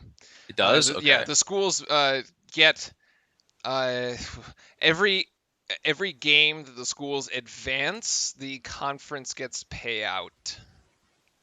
Okay. It goes to the member. It's like divided. It's divided through. The school themselves may not, but the but I do know that as you go deeper into the tournament, because your school is on TV, your conference is on TV, and ergo the conferences get more, like they get shares. Like there's a whole pool of money, and you say how many games did the ACC play, and they played 50, and then that's 50 out of whatever. So Interesting. That's fair. I think that does make sense. And also, Caden2315, thank you very much for the follow on the Twitch side of things. Thank you very much. Appreciate it. So if you're enjoying the comment for anybody, just click the follow button on Twitch. It's free, and subscribe button on these YouTube side. If you're enjoying the comment, appreciate it. Appreciate all the comments in chat and keeping us up to date here, and also giving us something to talk about. Keep going around the around the sports landscape. The NFL set to kick off tomorrow evening with the Houston Texans. Go, baby! And the reigning, defending Super Bowl champion Big Kansas game in City fantasy for me tomorrow. Chiefs. Everybody, PSA, public safety announcements. Set your NFL fantasy starting lineups. Do it tonight. Don't forget, there is a Thursday game. This is not everybody playing on Sunday. Also, by the way, there is a Saturday game, so make sure that your lineups are set. Big game for you. Why? Or who do you play? I don't know. I'm terrified. I picked up Clyde's Edwards-Helaire from LSU, and it's his rookie year into Kansas City, and I picked him with like the number 9 pick. So I'm freaking out. I'm literally freaking out. I have no idea what's going to happen. Thursday games are traditionally wild cards, although that's Jigglypuff from YouTube. Well, welcome to the Twitch side of things. There you go. Thursday night games tend to be wild cards. They also tend to be lower scoring sometimes on the fantasy side of things, but you do end up getting some sort of like explosive plays. So, with your luck, my friend, this dude's probably going to go off for 50 points tomorrow night. Oh yeah, and I'm playing you, right? Where this is like the first matchup. Oh, that. I haven't even looked. I gotta download that app. I only got the fantasy one. I gotta go back on that thing. I gotta actually look at my lineups. Anyways, well, speaking of lineups, the game is back. The game is back, and I thought there was a foul on Tatum there because they tried. Toronto wrapped him up. Come on, Mark, you need this one. And Mark does hit it. The 4-point margin down to 1 here in the early going. We got to see. Games are won and lost at the end and beginning of halves. We got to see how Toronto finished that last half phenomenally well. We got to see how they start, how the Celtics respond and start the second half. Remember that the teams that win the game 5 have a much higher percentage winning the overall series, right? So the Celtics, at least on the side of history, but Tice, the closeout there against Gasol, just not enough. And finally, we get to mention Gasol in a positive light. Yeah, I mean, poor guy. He's been having a really tough series. Really need that bucket. Good for him. Hopefully that gets his confidence going, kind of get him going in the rest of the series. Just the other thing, so we've seen this happen like 2 or 3. Oh, whoa, he actually does kind of get elbowed. We've seen this happen like 2 or 3 times. They keep running this play for Marcus Smart going down, like driving the basketball. I just still don't think it's the most effective play. Fran, a question on the YouTube. Do you think the Bears will be any good? I'm not sure. It's back to Trubisky. I mean, Trubisky won the starting job over Nick Foles. No. Put it this way. I think that they're going to be good. Okay. I think they're going to be good once Trubisky's benched. Okay, I watched Trubisky's final college game in person. It was a loss to Duke. I was there. And then like the guy gets drafted like really high in the NFL draft the next season. I was like, really? Like, did we not watch the same football games? Like, anyway. Yeah, I'm not a fan of Trubisky. I don't think he's got it. If he hasn't gotten it by now, he doesn't got it. I don't think he's got it. Tough shot there by Anunoby. And the 3-pointer for Marcus. He's gonna step right into it. Oh, yes, bang! Yes. Marcus Smart. This guy shoots more threes than literally. He thinks he's Steph Curry or Klay Thompson. The Celtics. You know what? Good for him. Let him shoot. Yeah. You're a Bears fan, Jiggly. I'm sorry. It's just I feel bad because it's football is one of those type of sports where it's like if you don't have a good quarterback for like X amount of years, you're just not going to be that competitive and not that good. It's just really kind of depressing. To be honest with you, that pretty much I think Nick Foles will eventually get in there and actually all will do pretty well. And then here's Pascal Siakam backing down on Jaylen Brown. He's going to kick it out to Fred VanVleet. Fred VanVleet for three, and he hits to actually bring the lead down to one. And then at the next break, he has a question for Daniel Jones at Dookie on the Twitch chat. And then good. Really nice feed to Tice there from Smart. Smart running the offense right now, taking the words right out of my mouth and showing me that he actually can do it, which I love. Prove to me that you can do it, Marcus. Pascal's going to have the ball at the top of the key here. He's going to have Jaylen Brown. Jaylen's having a really good series on him, and then Tice is going to foul him, but he is able to not complete the play. I thought he completed it.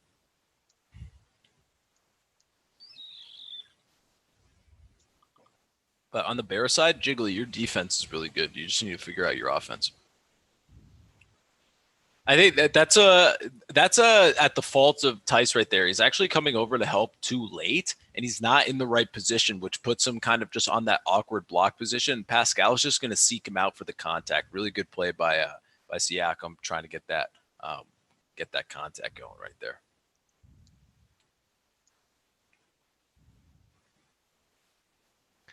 Sorry, I'm doing. I got to work.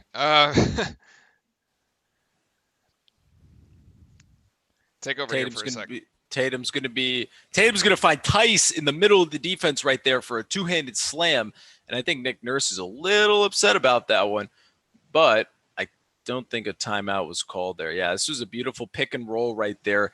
Anunoby actually never gets back to him. They hedged, and there was no help on the roller right there, which is why Tice got that really easy jam.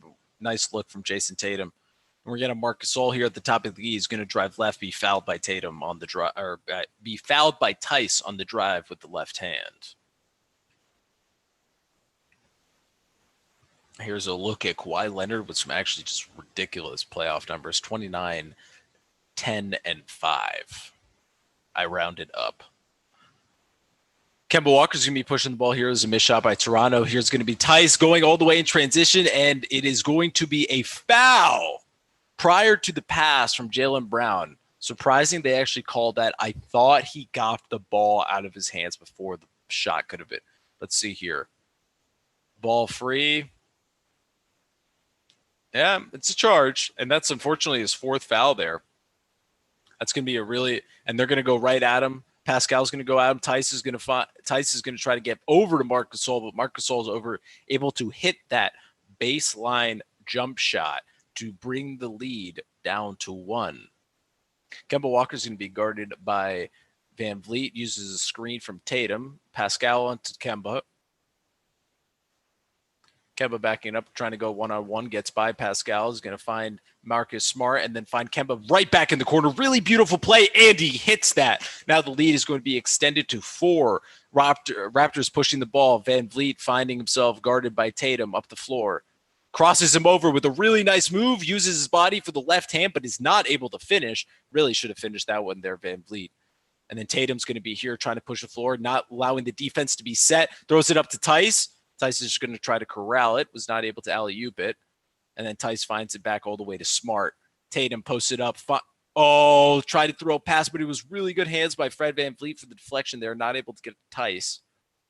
You have Kyle Lowry. He's going to find Gasol at the top of the key, but Gasol is short. And then the Celtics are going to get out a breakaway here. Jaylen Brown's going to step into a 3. Rims out. It was 3-on-1, and they decided to take that 3-pointer right there. Fred VanVleet's going to step into that 3, and he's going to be fouled. Unfortunately, fouled on the 3-point play once again. That is the second one there. And he is a little slow to get up. It appears that he may have landed on the foot of Smart. Smart kind of has a small smirk on his face there, not thinking that he actually caused too much damage or anything like that. Hopefully VanVleet is okay. I don't think it was intentional or anything like that. Here we're going to see the actual call. Okay, I mean, yeah, Fred does step on his foot, but I mean, Fred doesn't actually roll his foot or anything, which is kind of interesting. Or does he? Yeah, he steps. He definitely extends his landing position, but I would say Marcus Smart did kind of step into that. It's pretty crazy how NBA players do this. Like, look how like he literally is trying to roll his own ankle for the shot. That's the thing I don't understand is like you can't like get up off the floor if you're just like he purposely stepped on his foot. The fact that he actually spread his legs open and tried to look for the contact, I mean, come on, a little ridiculous there. But hey, still foul call landed under his feet. So, and they're going to be checking if this is a flagrant foul on Marcus Smart. We have seen these calls before, and as you know, the channel does not agree with these type of calls.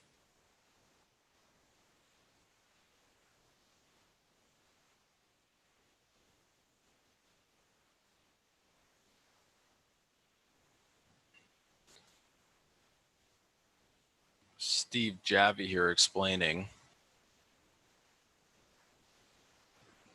He says most likely this will actually be a flagrant one on Smart, but we will see. The reasoning is for if we see the extension of the foot from Marcus Smart and the step and roll from Van Vliet, they typically will call it a foul.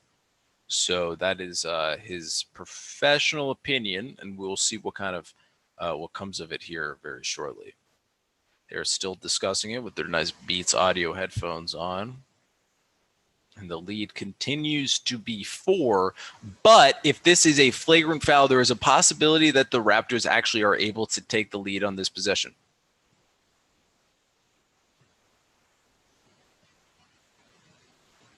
It's a flagrant 1. The shooter did not have space to land.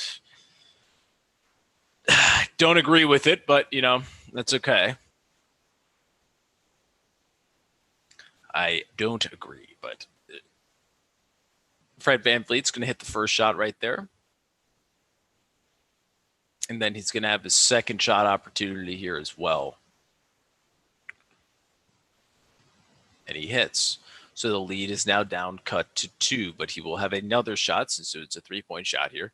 Flagrant on the 3 is still 3 shots, and then they will get the basketball after this possession. This is possibly a very big moment in the basketball game.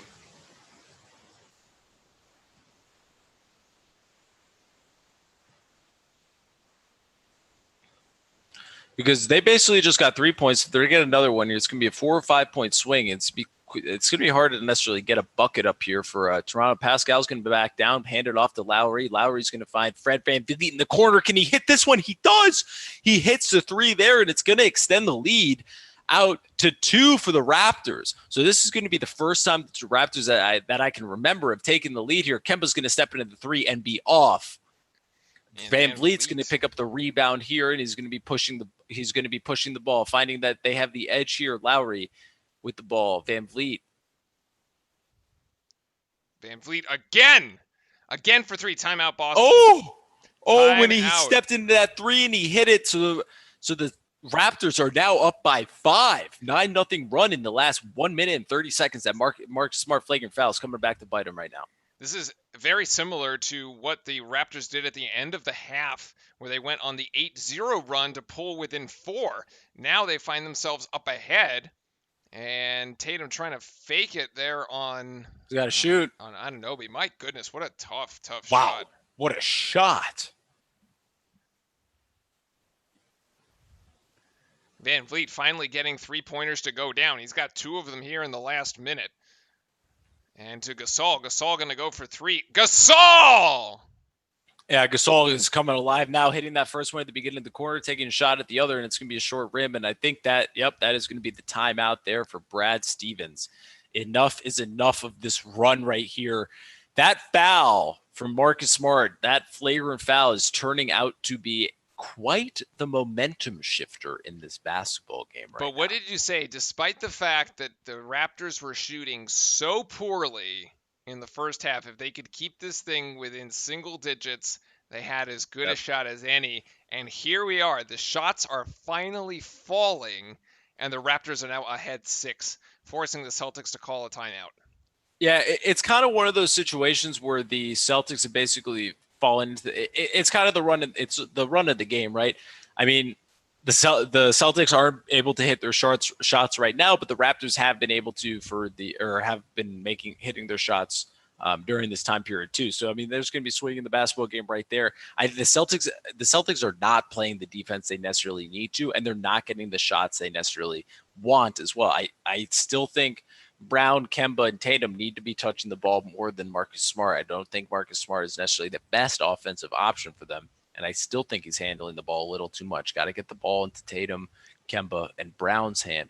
For the side of for the Raptors, I mean, they're starting to hit shots. It's fantastic. Fred VanVleet started once he saw those 3 free throws go down. He started to get more confidence. The ball guy went through the hoop. Lowry seeing to go down, and Marcus Gasol's kind of finally coming alive for the first time in this series here. So really, really positive notes here from the Toronto Raptors.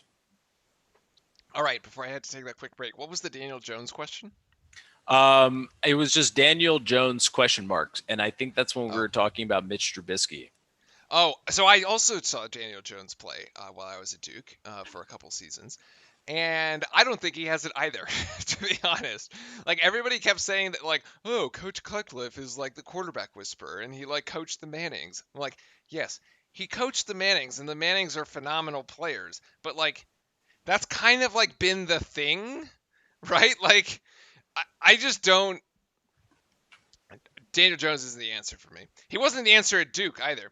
And to be honest, Coach Cutcliffe's winning percentage and like wins per year has either plateaued or gone down for the last several years at Duke. So with Daniel Jones a quarterback, by the way, and like it's just like not. It's just not. If you couldn't win with Daniel Jones, because people are saying like, oh, he's such a versatile quarterback, he can run, he can throw. I'm like. You were playing in the ACC, and oh, by the way, Florida State was down. Like that whole like Florida State dynasty was over. Okay, and we didn't play Clemson. Like we only played Clemson once in like the last 4 years. So it's like one loss. Okay, fine, but like we did not have a good record, even with Daniel Jones. So like if you can't win in the ACC, like how the heck are you gonna win in the NFL? It's just not gonna happen. Like I haven't seen it from Joe. I didn't see it at Duke, and I wasn't convinced. And I don't know like why New York was like, hey, they had the 2 games and then it disappeared. Whew, man. Yeah, I don't necessarily disagree with that. He's had a few nice dimes here and there, but overall, I actually just don't think he necessarily performs at the level he needs to. As of just now, I mean, he's still a young quarterback. Yes, Chad says he is mobile, but everybody is mobile in the NFL, unfortunately. The only one that is more mobile than everybody is Lamar Jackson. Oh, my goodness. Well, that's like a whole nother level. Which is a whole nother level. Yeah, I mean, exactly. Who, by the way, also played in the ACC playing for Louisville and actually won. So there's your difference. There's the difference. He actually could win. Yeah. He could actually carry the team. Yes, and there's Williams, Grant Williams in the corner. Ooh, big time 3 there coming off the bench for Williams. That's what they need out of him. These role players really stepping up here for the Celtics, hitting the shots with their stars, slightly struggling here. And actually, great play out of the timeout there for Brad Stevens. So nicely done. It's only a 3-point margin now. Wild. Oh, okay, foul on Gasol? Yes, foul on Gasol because it was a wild pass by Smart, and Smart was trying to go for the ball. Crazy. And here come the Muppets. Clean up the throw. The clean up the floor there. Yeah, I think that's totally a foul by Marcus Gasol. Except Marcus Smart is literally like jumping in the air before he lands and like smiling. Like as if he knows he's going. Yeah, it's so weird. And then like once he hits the ground, you see the pain on his face. It's so funny. Is this another foul on Gasol? They're gonna call it on no, they're gonna call it, I think, on VanVleet and Tatum. Oh, the little skirmish there, VanVleet and Tatum. VanVleet giving up plenty of, probably a good 4 inches here. VanVleet's like trying to dig his way. He's like, I don't know. It wasn't really a foul. Beautiful floater by Tatum there. Tatum's got to establish himself. The Celtics are missing Tatum's points, right now. Yeah, 100%. And him only at 12. I mean, I would expect him Woo! to finish with 25. And Lowry's going to shoot that and hit it from deep. Oh, Bombs uh-oh. away for Uh-oh. Lowry, 18 points. He only had 10 in Game 5, and we called that out earlier that was a problem. Well, he's got 18 now, and guess what? It's a problem for the Celtics instead of being a problem for Toronto. Tatum again on the drive, and it's going to be offensive foul. Wow. Van Vliet gets the better of Tatum on that one and manages to draw offensive foul. I'd like to see that one again. I just because I haven't even noticed. Okay. I'm not impressed. I'm like really not impressed by that call. That's Siakam gonna go for and one. And one. Wow, I thought that was a walk, but anyway. That's an interesting call there on. Call's not going the Celtics' way at the moment. Here's Siakam again with the drive. And picks the ball up and takes 3 steps.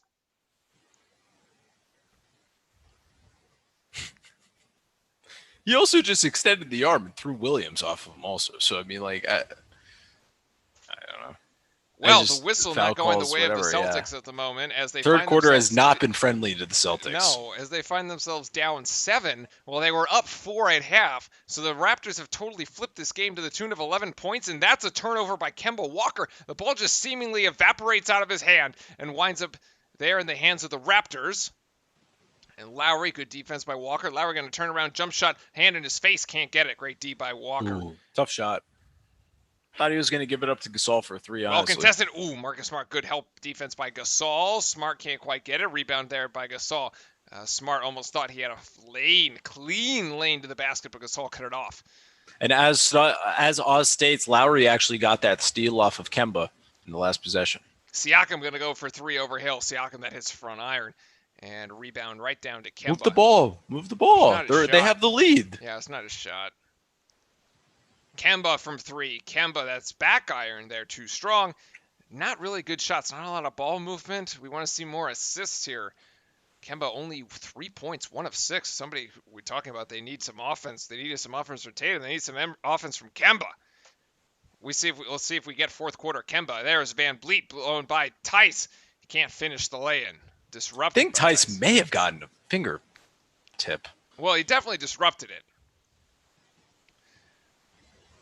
Pick there by Tatum. Ooh, nice high-low action. Nice. Tatum gets fouled by Gasol. Look at the presence of mind to take that extra dribble and not get called for the travel. That's 4 on Gasol. Shouldn't be the worst thing in the world for him with just another quarter to play. But also here, really nice play and seal here by Jason Tatum with the smaller defender on him. Pretty good help defense also by Gasol to be coming down, but unfortunately does get the foul, get called for the foul there. Tatum's going to go to the line for 2. And you kind of see what the Celtics are trying to do. They're exploiting the matchup right now between Tatum and Van Vliet. And Van Vliet has given up the 4 inches here to Tatum. And, like, they just got to go to the well here. Because on that final possession, Van Vliet was discarded on the floor. Yeah, and they totally should, and they should continue doing that. And I think that's where he'll actually start to get going, hopefully, here at Tatum. And this is adorable. Although, somehow the lights went out in the stadium. You know what always was pretty weird? It's like when all the players go like, "Grr!" and all that, like they're just doing that to like a bunch of babies. You ever think about that? Or like they're because they're in the bubble? They give a roar and it's like, yeah, you're just gonna make the babies cry. No, you need that for the media, the photos, so that we can then make the thumbnails for the YouTube videos from that. So yeah, but I'm just like, what if the babies are trying to take a nap, man? No, you're there, you're gonna be present. I just keep doing it. I need more content. All right, there's the 4-minute timeout here for the Celtics Raptors game. Raptors ahead by a total of 6 points, 76-70, with 3 minutes and 8 seconds remaining in the game. Jason Tatum at the line has at least one more free throw to go. All right, so we talked about the NFL. All right, back to the NBA. Game last night between Lakers and the Houston Rockets. All right, Lakers taking a 2-1 lead in the series after a dominant fourth quarter to get past Houston, 112 to 102. And actually, this time it wasn't necessarily Anthony Davis that got the job done. It was LeBron James and Rajon Rondo, of all people. LeBron James setting a record last night actually for playoff victories, surpassing former Laker great Derek Fisher. He's now sitting at 162 victories. Rondo, I feel like Rondo just like appears in like different teams with LeBron because he was in Miami. Like Yeah, I it remember just like Rondo from his pops up. time with the Big Three over in Boston, and then he was like and then he just like appears in Miami with like Ray Allen, right? And then now he just like appears again in LA. So he's like following LeBron around. Finished with 21 points and 9 assists. He scored 8 straight points during a 10-0 run early in the period that put the Lakers ahead for good. Yeah, so I think the main difference in that series is the Lakers defense. Lakers defense is absolutely incredible. Being able to stop the high-powered offense from Houston has pretty much been the key for them. I don't foresee that being much different. Kind of moving forward, I still see them basically just hounding the glass and basically playing defense the best way. I hate to say it, but I feel like it's just really up to the Rockets if they hit shots or not. Because I don't know how else they can beat the Lakers team. I mean, they I, got I 30 they points from Westbrook. They got 30 points from Harden. yeah, I Green know. put in 16, Gordon Covington with 10, so it's not as much. It's the defense. It's on the defensive end where the Lakers are winning the basketball themselves. Like they're winning the game from that position. Just like they can go get their buckets and everything, but in crunch time at the end of the day, they're not getting the shots that they necessarily want. I And think they yeah. need to lock down on the defensive end, and maybe they can have a chance. I still think it'll go 6 or 7. Though the Rockets will get one more game. The Rockets had decent shooting yesterday, shooting 40% from 3, Yeah, actually. and then it just kind of got away from them at the Well, end. but see, that's what I was I saying in was Discord. watching it. I It just was kind of like got away. Yeah, I was watching it too, and as I was saying in Discord, by the way, join the Discord. We carry on the conversation when we're not on the stream on the Discord. You'll see the thing pop up there at the bottom of the screen. The Lakers' MO for both series seems to be like play like a meh kind of game for like 3 quarters, Yeah. and then in the fourth quarter, it's almost like they're load managing themselves.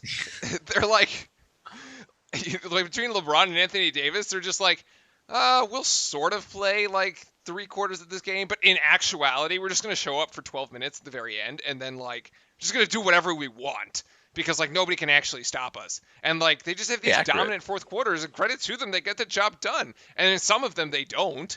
Like in the 2 games they've lost, right? They've gone 4-1, 4-1, but like Come on. it's There you go, worked. Ibaka. That's what I need to see more of Ibaka. Stop shooting all these fadeaways and these 3 pointers. Well, he's hit Get 3 of them, down in by there the in the way. paint. It's He was a hard. spark. Ibaka was a spark for them in the second He was. with the 3 pointers. Tatum now driving in. He drives in the midst of a herd of Raptors there. Ooh, it's kind of clawing at him. He can't get the shot to go, but the Raptors can't get the shot to go on this end either. It's actually going Oh, to be a he's just. foul Oh, on that was a Wanamaker. foul. Was that a lobster? Is there a lobster in the front row? I What? think there's Where? a main. I It think the made main Red Red Claw. Claw. Yeah, I think the main Red Claw mascot is in the front row of the virtual fan section. And Oz here. It's Harlem Globetrotter load management. Got to keep the game interesting for the fourth quarter comeback. Yeah, it's not wrong. It's true. It has been. That's what they've done. So. Yeah. Oh, you're right. There is a lobster. There is a lobster, right? Yeah, there is one. Oh, that's no lobster there. Oh my goodness, Norman what a Powell rebound with by Anunoby. Oh, but stolen away from Tatum. Anunoby couldn't quite corral it. really good heads up play there by Jason. Oh, Tatum almost there with the assist to Wanamaker. Smart. Now Tatum. Tatum going to shoot for 3 here, and Tatum is going to drill it! That's a bucket. They need that one right there. That's a big one. That is a big one. Now Celtics need to stop now on the defensive end. As the defense chant plays throughout the... Gotta get Lowry and Pascal involved here. And that is going to be the 2. Pascal going to take it from Lowry. Siakam working on Wanamaker. Wanamaker, oh, great hands. Bounces it out. It's not Really a good backcourt defense. violation, but 4 seconds on the shot clock, forcing Siakam into a bad shot, and that is going to hit the front iron. Great Incredible defense. defense there by Wanamaker. Basically break up that entire play for a turnover. You basically say with the empty possession. Wanamaker out here in the corner. Oh, gets it to Williams. Then back to rotating. Tatum to Williams. Yes. That's it. God, it's like watching Barcelona. Woo. It's like tiki taka with a basketball. It's beautiful. Great shot, great ball movement, and the assist from Tatum there to Williams in the corner again. Powell, thought about the three. Ibaka got a man in the air and finishes. Yep, nice finish there by Ibaka, and that's what I've been saying. He needs to get going to do. He needs to get back down low, get those 2-point buckets. He's really good from three, and he showed that, but he's just got to get down low sometimes, get those easy buckets off the pick. 7 assists for Tatum, as Oz calls out. He may not be scoring every point, but he definitely is getting his other players involved and creating for others. Jaylen Brown driving in. Remember, he had 21 points in the first half. Can't get it to go. Foul. Calling for a foul. Isn't going to be given. There's a 10-second game clock, shot clock differential. And Lowry's just going to drive in wildly. Didn't get the foul there either. Powell almost recovers it. Timeout. Williams on the floor there for the Celtics, and Williams will call timeout. They could have called like 3 fouls in the last 10 seconds. Lowry completely They could have called the foul on Jaylen. They could have called the foul on what's it called? On Lowry right there, totally. There are some words were being spoken. Some choice words there between Marcus and Lowry. 23 and a half seconds left in this third quarter as the Celtics call timeout there with Williams on the floor. They do retain possession of the ball. Brad Stevens is going to draw something up to see if they can make it happen. Did you see what Smart did? He just stole the ball from Powell just to annoy him and then just gave it back to the ref. Yeah, pretty much. Gotta love it there. You gotta love the effort. So this is kind of what we were talking about and seeing here. The Celtics kind of getting back more in the groove. They're getting their main players involved more. Kind of in the last couple of possessions, we've been seeing way more Tatum, way more Brown, kind of a little less of Kemba. But they're starting to get the ball, keeping in Tatum's hands and Brown's hands, and get the ball moving, get everybody involved. And that's what we're kind of seeing. The ball movement has been incredible in the past couple of possessions for them. The Raptors need to stay home on defense and stop doubling down, in my opinion, because that's what they're getting caught on the defensive end, and they're giving the Celtics just open threes half the time. And I think they need to not – wait, never mind. No comment. No, they're just resetting here. Yeah, it was 23 and a half seconds on the game clock, 21 seconds on the shot clock, and it will be Celtics ball with Marcus Smart coming out of the backcourt there and almost dribbles it off his foot. Almost a disaster. Celtics with going to have the final opportunity of the quarter here. Tatum, 9 seconds, 6 to go, and it does turn into a disaster. Actually, I spoke too soon. Turn it over. Going the other way. Blocked! Oh, my goodness, what a block by Tatum! But Smart steps out. They better not call that a foul. No. It's a block. It's a block, and then Tatum just smacked the heck out of it. Tatum was eyeing this thing up. He did turn the ball over on the other side, and he's like, not on my watch. This guy watched LeBron play yesterday, and he's trying to reenact LeBron over here. Yeah, but like... Hey, credit to him doing a really good job at it. He's eyeing this thing up. Bang! Right off the backboard. Yeah, he pinned the nice out of it. Ooh! But yeah, Marcus... Poor Marcus Smart just absolutely getting... Oh, wait. Ow! No. Woo! Bailey Taylor, yo, what is up in YouTube chat? Indeed. Hey, Bailey Taylor.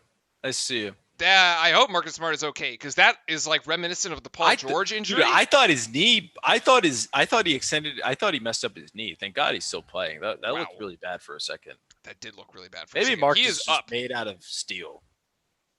Yeah. I would love to know how many games he's missed, actually. Be curious. In any case, Boston with the ball back. Their long inbounds pass. And deflected by the Raptors, They were trying to pull off their own. And he actually almost caught it. He actually almost caught it. And here we go. We are going to take. Actually, it's going to be Toronto who's going to take the 4-point lead into the fourth. It was offensive foul, Oz? Somebody pushed him, maybe. That's the only way that the Celtics will get the ball it was back. Off the other one when they got the ball back. That's Gasol's fifth. No, like on the turnover that got Yeah. the Celtics back, Gasol's fifth. Right. Okay, so Gasol with 5. So he's got one He's got to left. stop fouling. We got to watch. That's a storyline we're going to take into the fourth quarter. Saying Bailey saying that both teams really good, but think Boston will take this one. Yeah, We are on the side of the Celtics here. We are also rooting for that one. And again, I I think definitely got to agree with you on that one there, Bailey. Also, I didn't take my usual bathroom break at the halftime. I'm about to I need a bucket, so I'll be right back. All right. Well, as we start going into the fourth quarter here, we'll have a quick stats check and we will take you into the fourth quarter with the Raptors ahead by 4 points. Remember, it was the Celtics that were ahead by 4 at the end of the second, so at halftime, but they did not play well going into that half.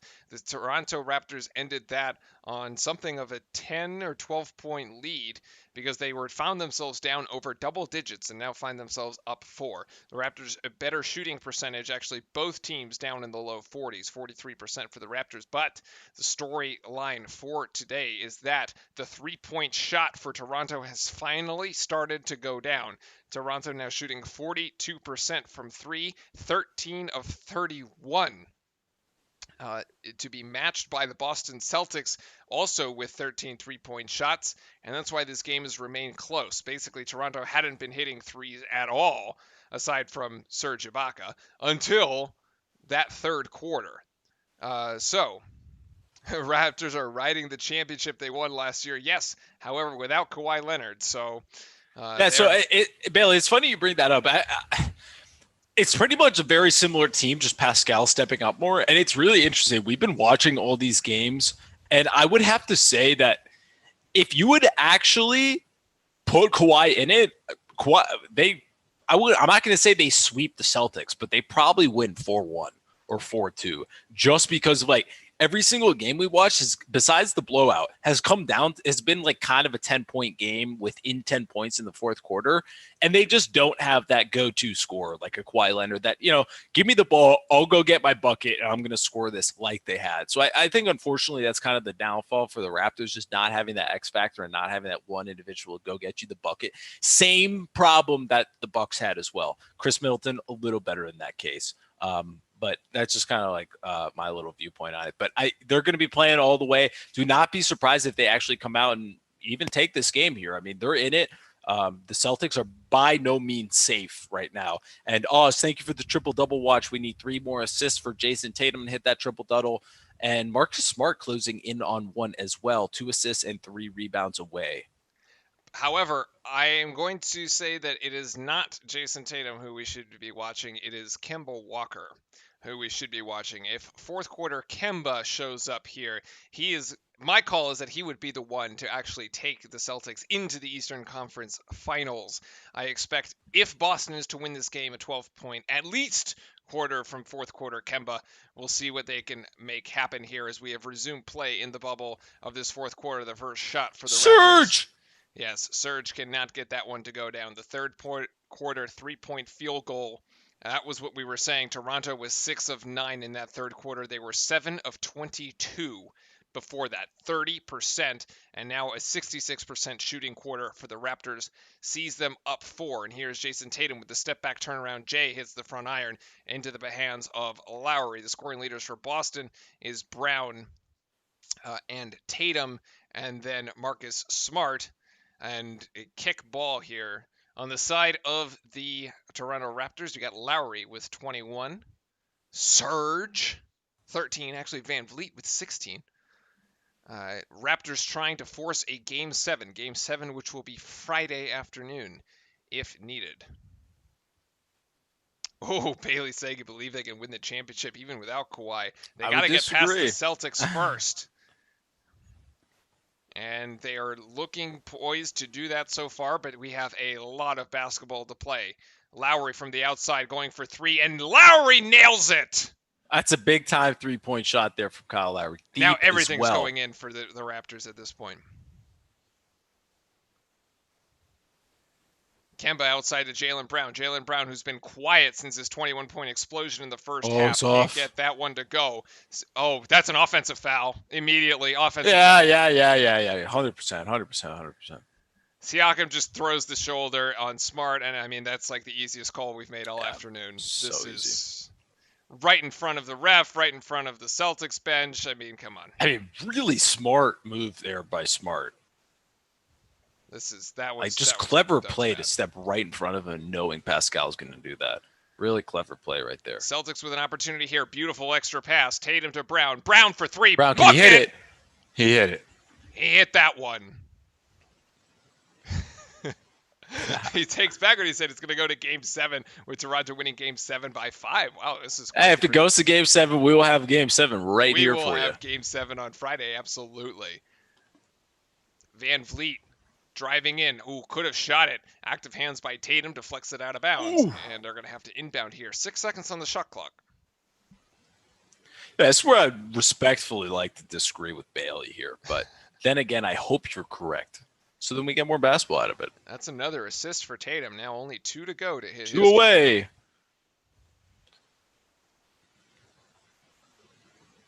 Van Vliet, quick three-pointer off the inbounds pass. Could have been a foul. Yeah, but we've seen that called before. Powell got caught in the air, got it to Siakam. 6 seconds. Siakam with a mid-range jump shot. That shot is good. It's no contest from Brown. But then again, Brown does have 4 fouls, so he is playing quite carefully right now. At some point, he's going to loosen up.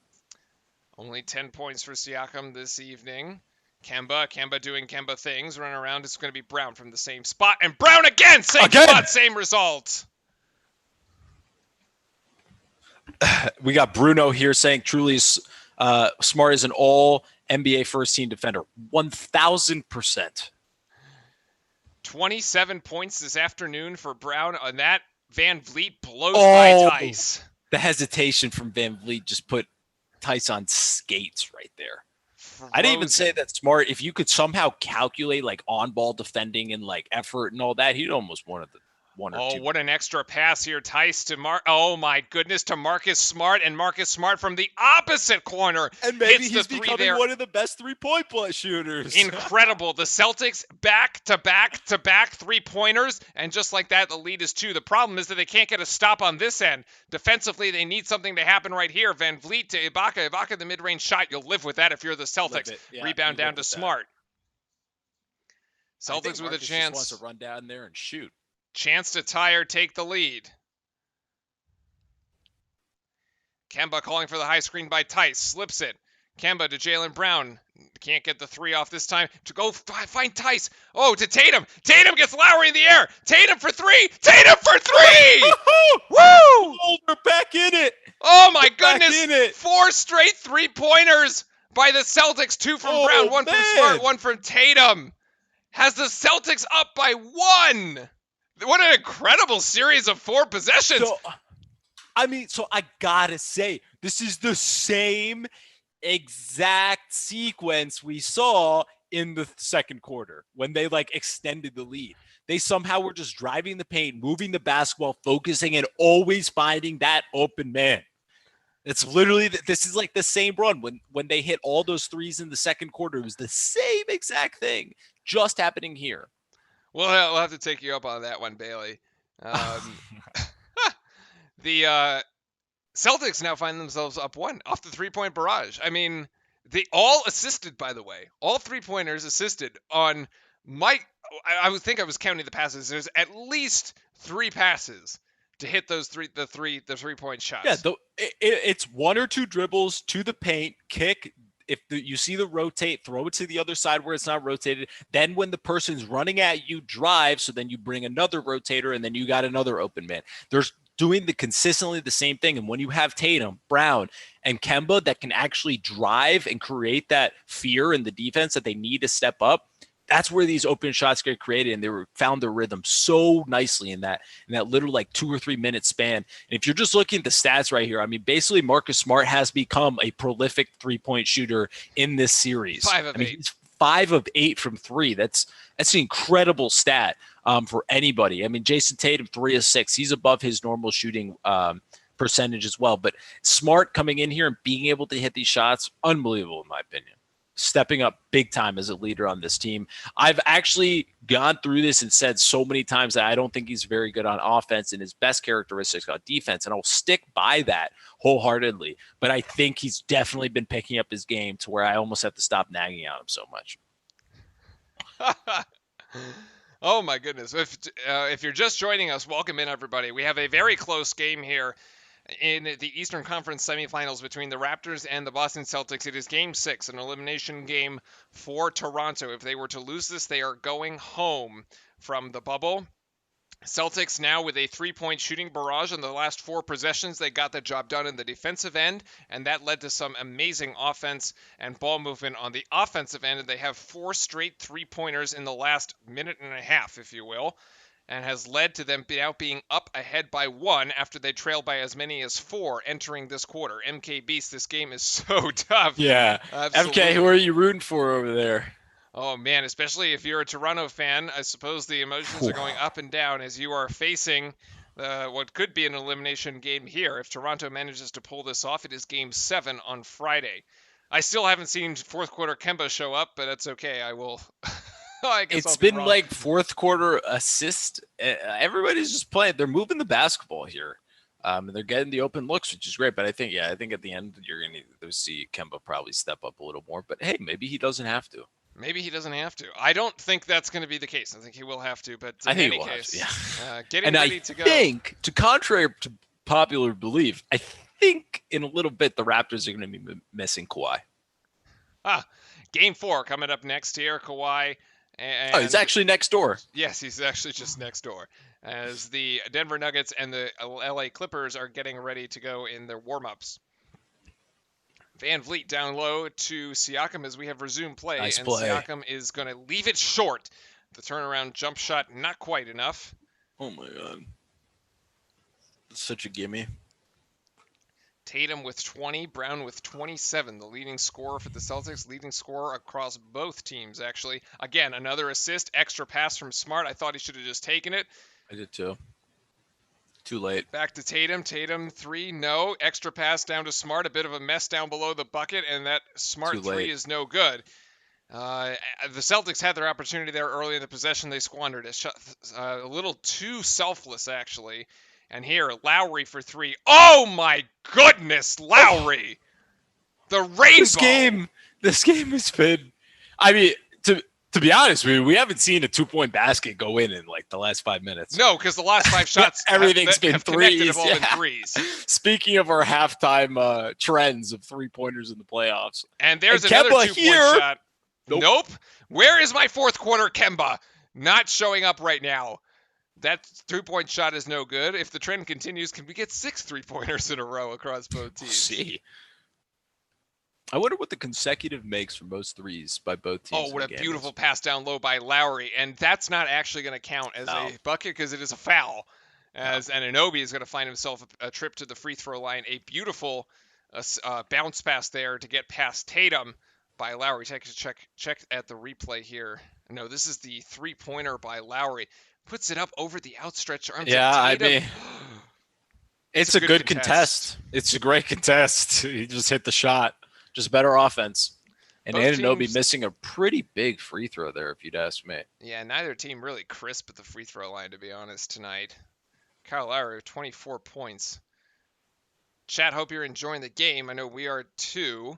Be sure to hit the sub on YouTube or the follow on Twitch and join the conversation. Let us know what you think of the game. Let us know who you're rooting for. As Tatum gets it out to Brown. Oh, my goodness. Brown gets Siakam caught in the air. That 3-pointer hits every part of the rim and doesn't go down. Oh, that's brutal. Really nice play. And Anunoby is out of bounds. He walks. No. Yeah, either walked or fell out. Yeah, okay. It was one of the two.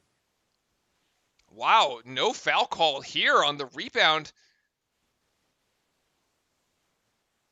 There was quite a bit of contact there. The way that they've been calling this thing, maybe you would think. Who pushes him out of bounds? I think he just falls over. I think he just kind of falls backwards. Tatum working on Anunoby. Tatum step back jumper. That shot no good. It's short. And Van Vliet comes up with the air ball to Powell. Van Vliet to Lowry. Lowry on Brown. Lowry with the dribble. Lowry. No way! Oh! Lowry, yes way. Oh, man, it's raining threes in Orlando. 6 of 8 from three-point land. I still don't think we've seen a two-point shot go in. The last 6 makes have been from the three-point line. That's got to be a foul. That has got to be a foul on the rebound. Going to the line. I was like, wow, if they let that much contact go, jeez.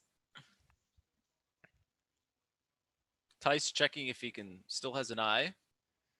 He does, by the way. Still there. Still there. Oh, he gets a forearm to the dude, he face. gets kind of hit in the face there. Yeah. Not like the foul's not on him, actually. He's not shooting it. Tatum's shooting, right? Oh, Tatum is shooting it. All right. Yeah, Tatum got the shooting foul on him, and then I think that was just inadvertent contact at the end. Oh, yeah, you're right. Tatum with the nice free throw right there. This is, I think, the replay of the Lowry 3, just deep. Yep.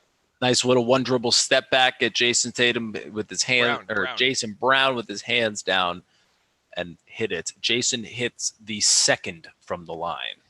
Yes, and it's a 3-point game for Toronto here coming in. We are halfway through the fourth quarter. 6 minutes. We got a game, folks. This is exciting. I love this part. The playoff games have been phenomenal, actually, except for a few blowouts here and there, but been quality all around. Van Vliet working on Tatum. Van Vliet driving. Van Vliet puts a crazy shot up over Tatum, gets the separation and gets it to go. Nice bucket. Especially over Tatum. Stuff. 5-point margin. Here's Kemba. Kemba with the turnover. Oh, it's a kick. He kicked it. He kicked his foot up. Yo, fourth quarter if Kemba, that wasn't called, where is my fourth quarter Kemba? Because he's like not here right now.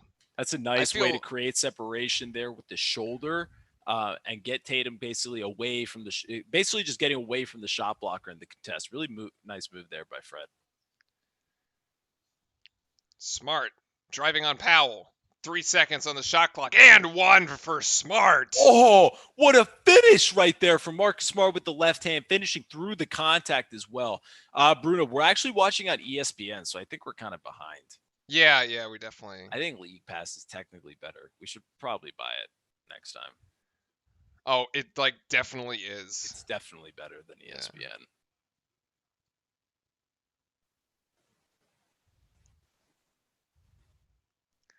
Marcus Smart finishes the 3-point play. So that was technically a 2-point basket, but it was a 3-point play. So all the scoring has been in threes for the last 7 possessions here. Marcus Smart has now hit the 20-point mark. You know what? We might have overtime. They switched to a zone here. They did, and here's Van Vliet, who's trying to shoot right over it. Crashing the boards is Powell, who can't quite get it. And Jaylen Brown comes down with a rebound for the Celtics. Big-time rebound there for the Celtics. Could have been a big problem if they got that board. Good effort for them crashing. Careful. Oh, my goodness. Kemba being all tricky. Oh, my here. Jeez, Kemba getting out to Tice. Tice is going to shoot 3. That's not the shot that the Celtics wanted. My guess is that Kemba wasn't expecting Tice to actually be in the corner. Siakam is going to spin. Siakam going to do a little Euro move. Van Vliet to Lowry. Lowry back to Anunoby. Sorry, Anunoby with the baseline jumper and 2 more. Nice shot there by Anunoby. Nice, calm, cool, and collected to be able to hit that shot. Bailey says he'll see us in Game 7, but the Lakers are his team. See in the finals either way. It's funny. I actually picked the Clippers to beat your Lakers, so looks like we're all against each other's minds. Jaylen Brown in the corner. Did he hit it? Way off. That shot is way off.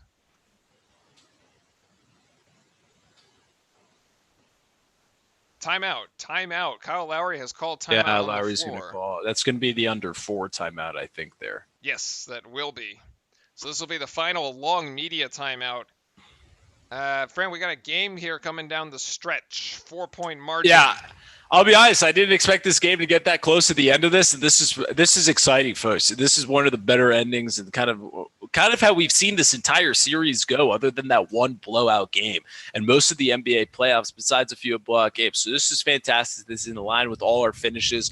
For me here, The Celtics have got to call back into this, right? They got to get a stop on this next possession and be able to get back into the game. I still think you got to, their offense that they're running, they're getting good looks. They're just not hitting the shots anymore. Brown was a good Yeah. look. Tice was a good look. Didn't hit him again. So I think the only problem in the few bad possessions they had was when Tatum tried to do a little too much and just drive to the basket on his own. But other than that, they're getting the open looks and they're just not hitting them down. For the Raptors on this side, I mean, Lowry stepped up. Lowry's taken over this game. I think they got to continue doing that. Continue the defense and staying with the shooters for the Celtics. I think it'll be really interesting if the Celtics actually continue playing zone for the entire game, or was that just a Brad Stevens, I'm going to throw a wrench in for this one in this possession? I think this is the Brad Stevens, I'm going to throw a wrench in it for that possession. Yeah, we'll see if it continues. But, I mean, with standing logic, I mean, they've been absolutely destroying you from the three, so it doesn't really make that much sense. But it basically allows the switch to them pick and rolls. Yeah, want to buy a 2-point play like shot like that doesn't exist anymore. I mean, yeah, we either every time someone tries to go get a 2-pointer, they just get fouled at this point, and then you just have to go to the free throw line. You never actually get up like a 2-point shot. I think the last one we saw was Lowry and Anunoby hitting those 2 shots. And actually, this is the image I wanted to share from earlier. Hold on, you can't see it, but it'll come up on the YouTube. This is the. I need to add a source. Oh no, I can just do this. This is the evolution of the 3-point, the evolution of NBA. I got this from Instagram. This guy Kirk Goldsberry, where he's showing. Send it to me. I wonder if I can just put this in the, just drop this in. Can I just drop this in Zoom? I can. There you go. You've got it. And it's basically from 2000 to 2020. We see all the pink is all the shot locations in the playoffs, the most common shot locations. This is what we've been talking about. And how it's these baseline jump shots right underneath the basket, not as much from 3, and now 20 years later, as we've seen on these final possessions, you see everybody taking shots all over the place from the 3-point line, or they're just like right underneath the basket.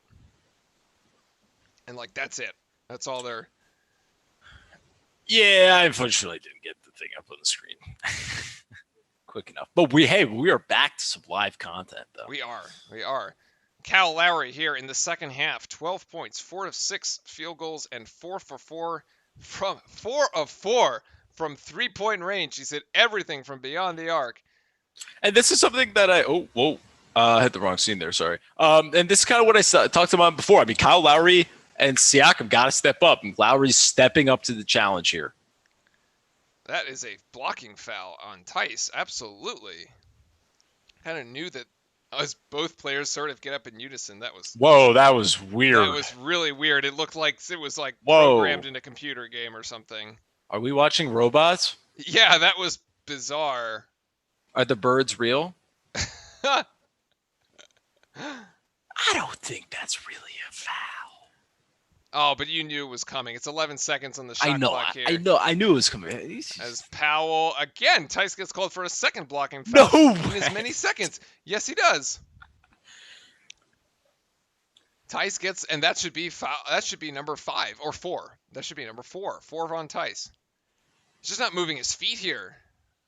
It's like, yeah, that one.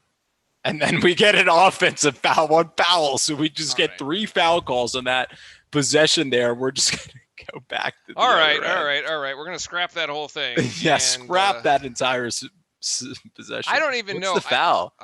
Stripping him? Yeah. All right, I think 4-point margin. And we get another whistle. All right, okay. Did both coaches just say go out there and foul so we can get in the bonus just in case? Yeah, like I don't know what's going on. All right, we actually haven't like gone through any like live game action because they've just been blowing the whistle every time. Literally inbounded the time like 5 and times. 5 seconds later, we don't have a whistle, so we might actually get a playoff as Kemba here being guarded by Van Vliet. Oh, they didn't call a whistle here either. This is doing well. Tatum Tatum working on Siakam. Turnaround jump Oh shot no. low. Jalen Tough. Brown gets it, and Jalen Brown puts it back in, but they're going to I call don't the think he shot got clock it off. violation. Actually, it hit the rim. That I don't shot think he clock got looked it like it off. expired afterwards. No. They got to review this. I think he completely airballed it. I think Tatum airballed it. Oh yeah. This is yes. Yeah, that's actually This is really that's close. a really good live call by the refs. Actually, like spot on, really good job. And you see the It does not lobster count. there in the bottom left. Oh, the red claw lobsters. The red claw lobster is You have being prominently actually featured. called. Yeah. Yeah, that's Main red claw as lobster we in don't always participation. often. Very good job, refs, on this stream. Yeah, that was a good call. Great call. The shot was waved off due to the shot clock violation, and Lowry, who's hit everything from beyond the three-point line. He's gonna hit this one. No, misses that one. Rebound to Anunoby. He's gonna get another shot at it. However, he got up there. Nope. He's gonna get it down to Siakam again. Mismatch here between Brown and Siakam. Siakam gonna put this one up. No good. Rebound down to the Celtics, getting it done at the defensive end. I don't like that shot by Siakam. He fades away too much, in my opinion. Jalen Brown found his corner here, but he's going to drive in. Almost traveled. Rebound by Tice, and Tice finishes it up. It's a 2-point margin with 2:30 to go. Okay, this gets Boy, getting a little tighter here. That was the first time we got a basket in the last, feels like we've been playing 10 minutes of basketball. Yes, it's the first 2-point bucket in a long time. Van Vliet. To Siakam. Siakam driving in. Great hands by Marcus Smart. Talking about his defense earlier. Smart. Ahead to Tice. Oh, romping over. And gets it over Anunoby. And one. How is that not a foul? That was definitely a foul. He totally was all over him. Anunoby was all over Tice. Totally fouled him. We've seen so many dunks just not get called. Not in this game, just in general in the playoffs. Marcus Smart on his way to a triple-double if this thing goes to overtime, especially 28-9. Shot no good. That's a foul. That's a foul on Lowry as he upends Jalen Brown. Bailey Taylor, do y'all watch NFL? Yes, of course. Big NFL fans. And the thing is, we're working on bringing NFL Thursday Night Football games to our Twitch stream. We'll have more details on that, where we can actually show the actual game and commentate on it live. In conjunction with Twitch and Prime Video. So we're working on that. That will start week 5 if we're able to pull that off. So that's more pretty cool. You get to watch the game. Yeah, you get to watch the game with us. Pretty awesome. So more details to come on that. We don't have to worry about people getting in sync or anything. All right, minute 30 to go. Tatum to Kemba. Is my fourth quarter Kemba going to show up or not? He's going to make a liar to me. 5 seconds. Kemba driving in. Kemba gets 2 defenders in the air. Kemba! No, come on. Oh, how did he miss that? He just misses it. Leaves it just short. Siakam on the other end. Great transition defense here by the Celtics. Lowry working to Van Vliet. Van Vliet going to go for 3 off the back of the iron. Okay, so Brad Stevens basically shown his cards right there to send the double and allow anybody other than Kyle Lowry to beat them. Get the ball out of Kyle Lowry's hands is the call. Kemba is going to take this down. 8 seconds on the shot clock. It's going to be Tatum and Siakam. Tatum, deflected by... No, not deflected by Toronto. Tatum just loses it. What? And Toronto will call timeout to draw up a play. That out of bounds? Remember when he dribbled it off his foot at the end of the NC State game? I do. Yeah, he did just, yeah. Yes. Wait, but if Tice is in the corner, he's not even catching that. I don't even know.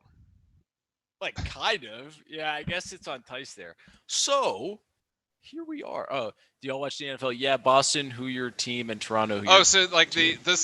We just have the team logos there just below us, but we don't actually have to be biased either way. I'm actually a New York Knicks fan, so F's and L's in chat NFL, for me. Man, NFL. And NFL, I'm a Steelers fan. There you go. Yeah.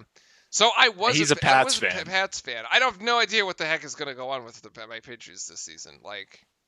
I'm more of like Yeah, a but you Tom can't Brady stop fan. recruiting for it. You can't stop. I bought you a Gronk jersey, and you're just going to and stop? It's a fabulous jersey, by the way. I love it. Yeah, I Fabulous. bought you Patriots jerseys for Yeah, it's Christmas. great. You It's can't great. just I stop love rooting them. for the team. Well, I can root for the person who's on the jersey, All right, well, who are both each their somehow going to own. be in Tampa together. Yeah, they're both in Tampa with So, Leonard Fournette. Yeah. Mine is the Titans. Oh my god, dude! Oh, The that Titans playoff picked up game. somebody who's really good this recently. God, I can't forget the name. Yeah, well, he's talking about the interception in the playoffs that ended Tom Brady's career. No, I know, but I know they picked somebody else of up. course. All right, it's the last 40 seconds of the game. Van Vliet. Let's see what they drew up coming out of the timeout called by Nick Nurse. It's Siakam on Brown. Going to Again, find this is the mismatch Pascal they've for been the exploding. post. Pascal. Oh, Siakam can't get it to go. Misses the runner. Game clock and shot clock. You don't. Yeah, you wait for the last one right here. You do. You take this thing the whole way down because even if you miss the shot, guess what? You got 2 seconds for a putback. 8 seconds on the shot clock. 7. Fourth quarter, Kemba. Come on, let me see it. Kemba, give it to me, Kemba. Kemba gonna go in. He's gonna go in for the win. Oh, he can't finish it. Siakam there with the rebound. It's a tie-up. 2.2 seconds and a tie-up. Oh, Kemba couldn't get it done. Ooh, Clowney. They picked up Clowney. There you go.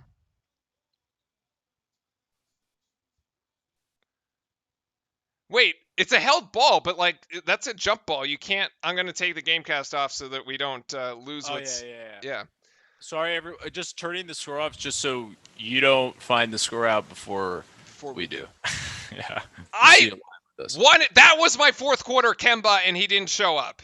Both though, Siakam and him missing straight at the rim. I'm not going to say that's true on both sides of the floor. By the way, could have been a foul. I don't know. Could have been a foul. And an Obi little tap there. So they call this a jump ball. He is calling timeout though the whole time. Yeah, but the ref over here doesn't grant it. He gives the jump ball. But you don't have possession. You can't call timeout here. There's no possession. Yeah, he rebounds it though. So the second he grabs the ball, he has possession because then you can call timeout. So does the other guy. No. So then why would you call it the jump ball? Because he thought it was a tie-up. I don't think he saw the timeout call. Like, look from his angle. He can't see Kyle Lowry calling the timeout. Like, he's behind him. Oh, yeah, but Kyle Lowry is calling the timeout before, like, Anunoby even, like, he knows Anunoby even has the rebound. It's to call it so then at the same time, it's like, boom, right there.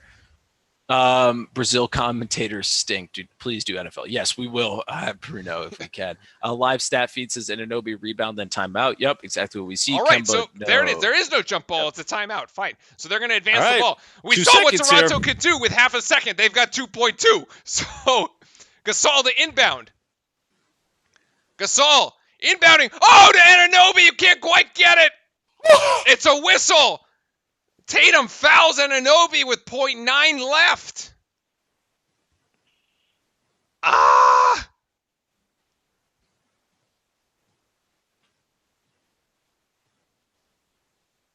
I'm not going to say anything until I see the replay. I don't know, man. There's two people going for that ball. They're both equally entitled to it. But anyway, they have a foul to give because there was no shot because he never got the ball. Oh, my God. I thought that was the game. No. Lowry now inbounding. Lowry to Siakam. Siakam puts up a wild toe. Oh, it almost goes. Oh, we got overtime. Oh, my goodness. Oh, my goodness, Boston. Oh, Jesus. Well, we're going to overtime, boys. Boy, heart skipped a beat on this one. Siakam is going to drill this. Going to just put it up. Oh, it's just to the left. Yeah, he got it off. He did get it's absolutely off. Yeah, it's clean if that goes in. Oh, my. Wow. Oh, my. Wow. Aloha is right. Oh, person who has the ball can call timeout. Aloha. See, you have a name. They just call me Aloha now. Time for Boston to be Boston. Yeah, I mean, this is all right. So overtime's hard because There honestly hasn't been much flow at all to this basketball game in the last 3 minutes. Yeah, in the we last went 3 from minutes, hitting we've threes. had like 10 fouls in the span of like legitimately actually only like 60 seconds of game time. Then we just had people sprinting at the basket, not scoring anything, nothing really on offense working out. And then we have everybody miss. So I mean, everybody stopped scoring like after 3 minutes. So time of like rhythm and confidence, I think both teams are kind of in the same boat. I feel like both of the teams thought they should have had this game. They both had chances to win it. Yeah, absolutely. I mean, both teams are, again, at this point, it's, overtime's always like it's anyone's game at this point. We got to see how they establish themselves early here. But we did not get fourth quarter Kemba, and as a result, the Celtics have not won yet. Maybe we will have overtime Kemba, and I can still be saved on my call.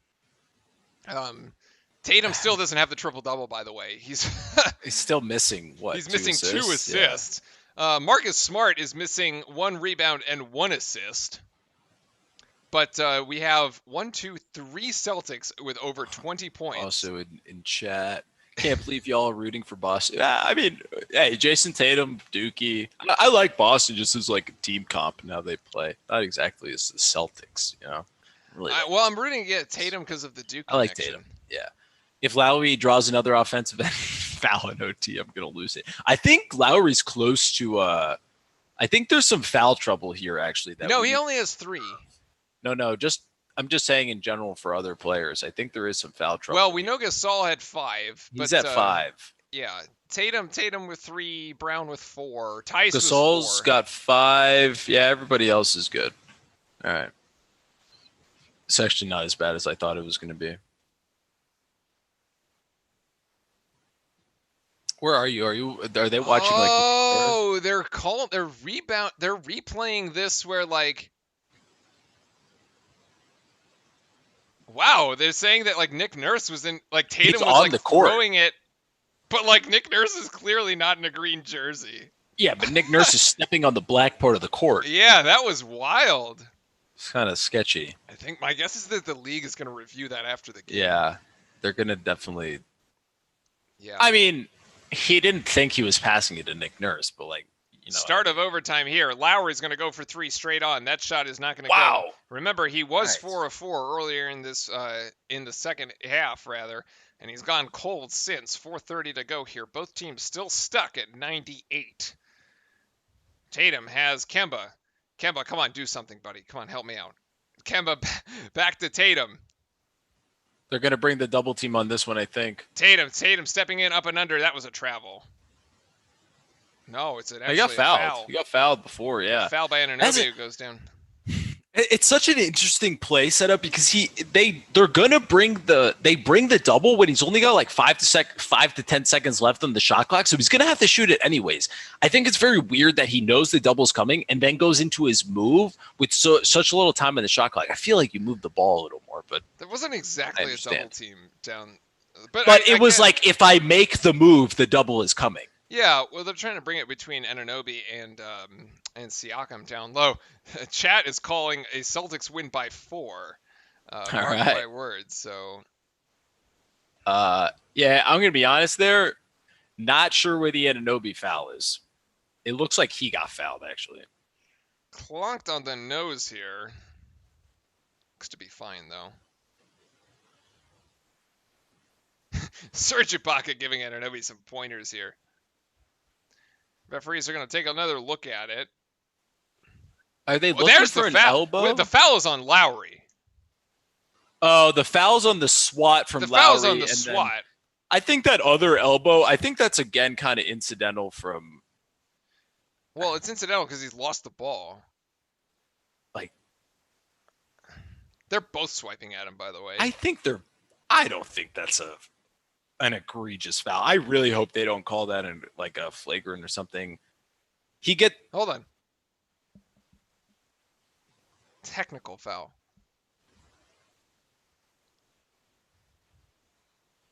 They're calling it dead ball technical. Benji C saying yes, the Celtics will win. We're rooting for them. We have lots. What of Celtics. What is the difference between that and the Marcus Smart elbow? Or not Marcus Smart elbow, the other elbow that we saw earlier in the game. Flagrant 3, Celtics win. I don't get it.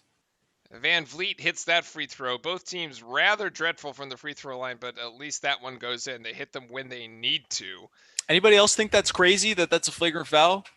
I can't be the only one out here. I mean, at this point, Or not you may as well flagrant, like technical or expect like something. it's just like everything is just like yep.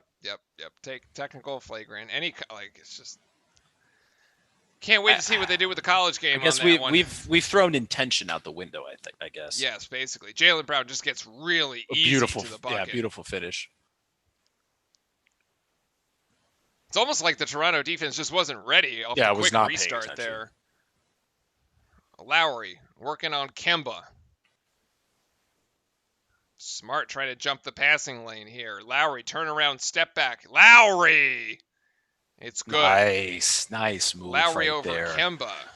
See, those are the fadeaways I'm okay with. I wanted to see a bit found more his contest. position. I wanted to see a bit more contest. Had his position, working his rhythm. Brown going to try to do the same thing again. No, step back jumper. That is not the step back jumper you want to see. That is a low percentage mid-range shot, and it does not go. 3:30 to go here in the overtime.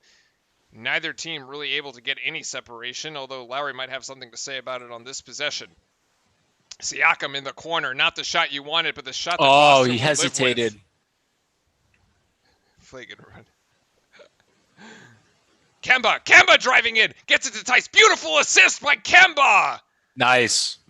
And Tice with the finish. Nice job, Tice catching the ball, making sure he gets in, then brings it right back up. Really good job. A few times in this game, he's had a few mistakes of fumbling it and not catching. Really good job at Tice, make sure they secure the bucket. Siakam driving in. Yes, Siakam with the left. No, actually, it rims out. Oh my God, he missed. What? That's the earth rotated and moved, and he missed the shot. Oh, whoa. Wow, that foul call. This is a foul on Van Vliet, but it looked rather sus. Jeez, that's really tough there for Siakam. I feel for the guy, man. He's really nice move, finishing with the left. He just couldn't get it. And this one? What is this? This is like Siakam they're both flopping? Yeah. Van Vliet and Tice decide that they're both just gonna go at each other. All right, and Van Vliet's the one that gets the. Okay, I guess. Yeah, I don't agree with that. Sure. And then I think he's gonna. No, the Celtics are gonna keep possession. A weird situation right there. But yeah, literally, the two of them are like, all right, let's wind up. Let's just go into each other. It's like that one possession where you saw Chris Paul and Harden. It's who can flop better. Yeah, exactly. Tice is stuck here. Tice was looking for Kemba. Yeah, Kemba didn't give him the ball there. 3 seconds. Kemba crossing over Anunoby. Kemba the step back. Jay, there it is. Oh. Overtime, Kemba. He's back. Oh, finally. Only his 5th point of the game. Yeah, he's only scored 5 points, but hey, big 2 points. Doesn't matter. Big shot there for Kemba. Oh, could have called the foul. Look at Brad Stevens. He's playing defense. His team is 2. Powell from the corner for 3. Oh, the 3-pointer for Powell. He got it. Big time shot. Tie game. 2 minutes to go. 104. Huge shot from Powell. What a bucket. Good job from him. He's in the corner. The unlikely heroes. Called upon. It's going to be Tatum and Van Vliet. Mismatch. Again, yeah, but Tatum picked up his dribble. He's in trouble. Gets it out to Smart. Smart going to go for 3 to be a hero. No. Back iron. No. And Anunoby and Tice get tied up, and they both hit the deck. It's a 4-on-4 on the offensive side of the floor here. And Powell going in. Powell going to try to go for 2. Can't get it to go, but he's called for but he's fouled. Kemba called for a foul. Powell feeling really good about himself here after he hits the corner 3. Whew. Powell just squares up. Nobody's there. Is Kemba supposed to be guarding nobody's there that? at all. Just wide open right there. This is the iconic Kemba crossover jab step. It's like a ninja. It's great. Yeah, it's unbelievable. It's such butter right there. Oh. And he's going to be able to go to the line here to maybe extend the lead. And again, the free throw shooting, not really a strength for either team, but Powell. But the Raptors so far connecting on all their free throws in the overtime, 2 of 2. Powell going to have an opportunity to hit the 3rd one here. Actually, his free throw shooting has been quite good in the playoffs. Yeah, Powell seems quite ice cold here. He does. 106-104 with 90 seconds remaining here. Toronto ahead, trying to stave off elimination and force a Game 7 with Boston on Friday. Tatum, what a massive spin move, but Tatum just gives it away. Nowhere to go, found himself on the baseline. Powell is the one that picks it up, and they slow it down here. I've seen that push-off called, but good no call in my opinion. Don't want to call that foul Lowry right on Kemba. Lowry on Kemba to Van Vliet from straight away. Van Vliet is way too strong on that three-pointer. Hits the back of the iron. Celtics now going the other way with it. Got to get a bucket here. By the way, I turned off my scoreboard. All right. Gamecast off. Kemba for three. Kemba! No, can't get it to go. Tice still fighting. Oof. Celtics trying to save it, but it's just a turnover to the Raptors as Van Vliet comes out with it. 38 seconds. 17-second game clock shot clock differential. I think you call timeout here and get a bucket if you're the Raptors. Okay. 10 seconds. They're going to take it down. Van Vliet. Van Vliet with the left, way too high. Rebound, and it's Jaylen Brown. He's going in transition. Jaylen, foul. Oh, they called the foul. Foul on Siakam, yep. It's not in the bonus, so to be honest with you, a pretty good foul there by you had to stop the Toronto. Fast break because Brown was going to be off the races here. So that's a good foul call in my opinion there. Brad Stevens with the dry erase board. And yes, he does call the timeout. He wants to draw up this play here. They, as Fran said, they are not in the bonus, so they're going to just take this side out of bounds. We'll see what Brad Stevens comes up with after the short break, but we're not going anywhere. So let us know who you're rooting for. And just in case if the game finishes and you see it on your stream, don't spoil it for everybody yes, viewing please, chat. no spoilers. Very much to be appreciated if you don't tell us who wins ahead of time, as this game will probably end after this kind of next few possessions here. So, or we could just have a second overtime and we just keep going. Yeah, that also is a possibility. Yeah. But wanted to welcome in all the viewers across both Twitch and YouTube streams. Thank you very much for joining us on this Wednesday evening. The leading scorers for both teams here, Lowry with 29 and Van Vliet with 21, basically playing the majority of the minutes again. And Jaylen Brown with 29 and Tatum with 22. Kemba only with 5, although he hit a big shot here in the overtime. No fouls to give on either side. 2 timeouts for Toronto. Only 1 left for Boston as Toronto leads by a bucket. 2-point margin, 19.6 seconds to go in Game 6. What's the play here? Run the pick and roll, and I think you got to get the switch of Fred onto Tatum. Because right now, Tatum is being guarded working by Siakam. Jaylen Brown. Oh, Jaylen Brown just puts it up, and he's fouled by Lowry. Jaylen Brown cut directly to the basket. I'm really surprised by that play call. Wow. I think, the first option was Tatum here coming off That's surprising. To go for the shot that quickly. Jaylen Brown at the free throw line. Yeah, he's got to hit the shots. He's 39 of 43 in the playoffs. Oh my God, Jaylen Brown. Jalen Ramsey got 105 million. Sorry. Oh, is that? For the Rams? Oh my God. Big contracts at the start of the NFL. Jaylen Brown does hit the first of the 2 free throws. He's got to hit the second one. Marc Gasol in for rebounding purposes, presumably, in case he misses. Oh, my goodness. Brown here, and he does connect on the second one. What is going on? Smart and Anunoby just kind of get tangled up and both hit the deck, but I don't think there's any fouls or anything being called here. Toronto is instead going to call a timeout. They will advance the ball and drop a play. So we've seen Anunoby miss at point blank range. We've seen Siakam miss at point blank range. I think this goes into double OT. But this is a Kyle Lowry shot here. I think this game 100% goes to double OT. They drew up the last one for Siakam, and he couldn't. And it was like, I'm calling it right now. Goes to double OT. All right. Or Chad is saying buzzer beater, but the shot clock is off, so Toronto could hold for the final shot here.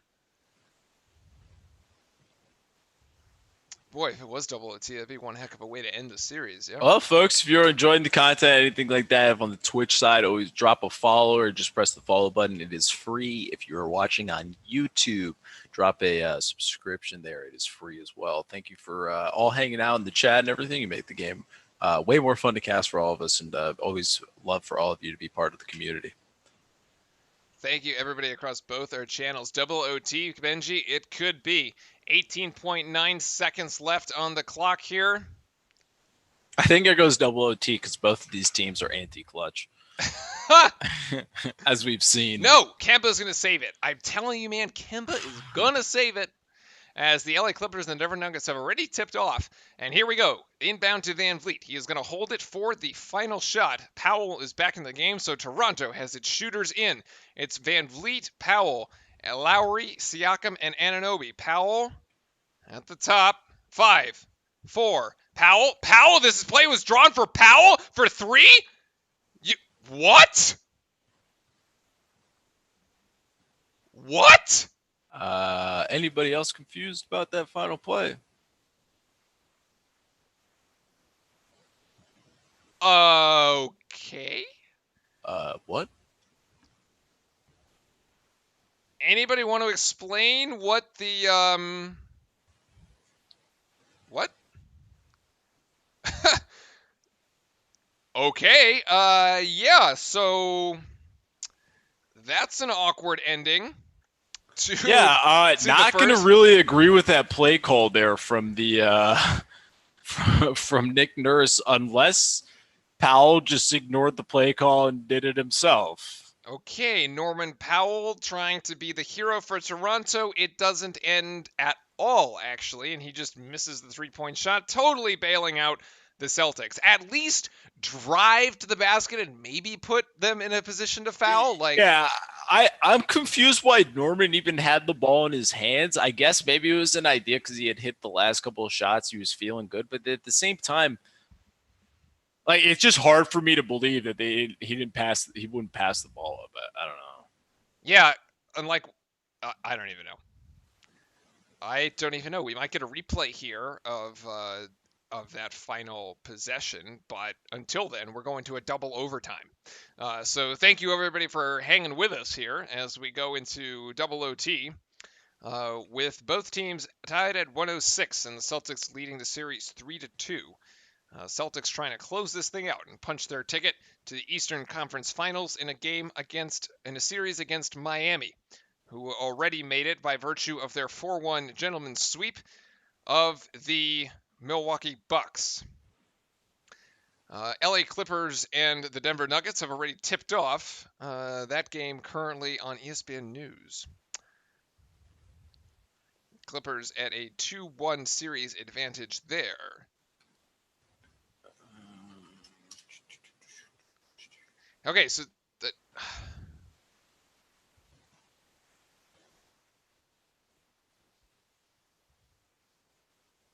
I don't know what they're doing. Yeah, it just doesn't really make any sense. The play call makes no sense. I'm telling you, he ignored the play. Yeah, something's He not totally right ignored the play. There's no way. This is weird. Wow, this is a pressure cooker right now. This is incredible, actually. All right, reset it. Maybe we'll have second overtime primetime Kemba show up, as Toronto controls the tip here in the second overtime. 7-1 currently. LA Clippers own the Denver Nuggets with 3 minutes down in the first. Oh, nice defense there. Oh, great hands by Brown. Finds his way to the Celtics. Up ahead, Tatum. Tatum flushes it with a run out. I bet. He just threw that down. What a way to start the overtime right there for the Celtics. On the defensive end of the ball, however, that is defense turning into offense for the Boston Celtics. Oh my God. I think Tice has fouled out, no? 5. That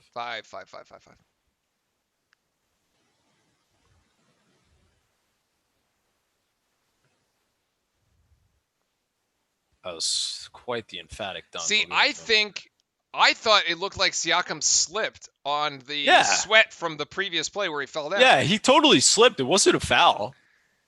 In any case, all right, that's exasperating.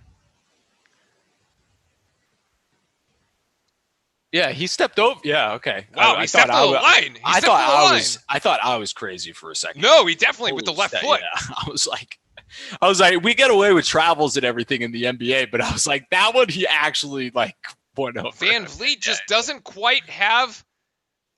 Just kind of loses a sense of where he is on the court there. Yeah. Steps on the half court line with his left foot and causes a backcourt violation. They got the switch now, Fred on Tatum. Yep, the matchup they like. And then that Tice alley-oop for the finish right there. Nice. You go. Wow. And yeah, Bruno, as you say, not a good turnover. And Benji thinks Celtics are going for the W here. Yeah, absolutely. That's the and Anunoby's got to finish that bucket right there. I can't believe he missed it. And he's missed basically all the Toronto's just misdigging themselves a hole great here. Defense by Fred. Fantastic strip on Jaylen Brown right there for Fred VanVleet. Really good job. Save that possession as the Raptors are going down the other end of the court. Wow. And here's Lowry. Says they're going to take it himself. Lowry with the finish. Wow. I think both teams just need a bit of a breather. We've been up and down the court here. I was going to say, if there's a Game 7, this may be tough for the first quarter of that Game 7. Yeah, right. It's going to be a quick turnaround. 3 minutes. Hey, with the step back. Air ball. Tice. He fouled. Okay. Tice gets fouled there on the way up. The NBA YouTube scoreboard is toxic. Oh my God, I can't even imagine. What do you mean the NBA YouTube scoreboard? I think there's like a channel where it's just like the scoreboard or something. Oh, and they just like, people are just probably flaming each other in it. Yeah, it's probably ridiculous. Send them over here. No, we keep it civil in chat, by the way. Oh, well, yeah, for the nice people, send them here, but everything else. Send the nice people here. Oz says maybe the actual play was the 1-4 flat for Proud, no screens and move it. Yeah, I mean, that was what the play, I kind of like assumed that was what the play call was, but I just think it's weird for the end of the game to kind of do that. I thought it was weird. At least try to get something else going. At the post-game press conference, and like, I'd be like, I can't wait to hear what the answer is. This might be tired legs, though. I mean, thank you, Benji. Appreciate it. They've been playing. This is basically going on almost another full quarter here. A hook. They're looking for a hook. I think they're going to call the foul before. So, like, it was all ball, but I think there was technically contact beforehand.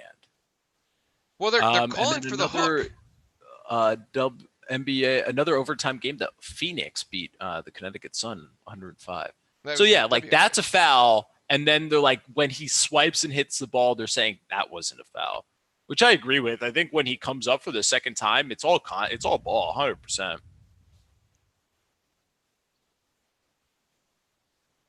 But that's the foul. Yeah, so is Anunoby the offender here? No, it's VanVleet. That's okay, Benji. It's not a lot of contact.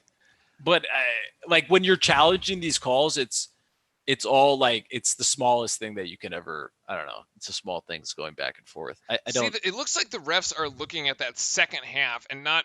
I thought that they were looking if like Tice had like hooked him on the arm, but that doesn't look like what they're reviewing. We just get a shot of what the refs are seeing. By the way, though, this replay really a killer in terms of the way too of the long, game. killing momentum for the game. I mean, if it kills the commentator's momentum, you know it must kill the player's momentum. Oh my goodness! Like, damn, you got me sleeping over here. This is what I was like. This is what I was saying. This is the minutes. This is Tatum with like 48 minutes, right? We're almost going to be up a whole another quarter of play. Siakam with 51, Lowry 50. Yeah, I mean, but when you get 10 minutes to sit down between overtime and just hang out, at this point, I mean, I guess you're not tired. This is nuts. At this point, the folks are just chilling here. Well, come on. Lowry's just taking a seat on the chair. This is what I'm saying. They need to like the whole idea and how like soccer and the Premier League do it, like having. I think this is a foul on Tice.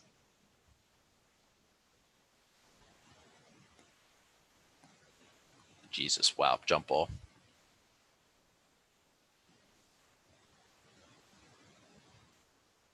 What?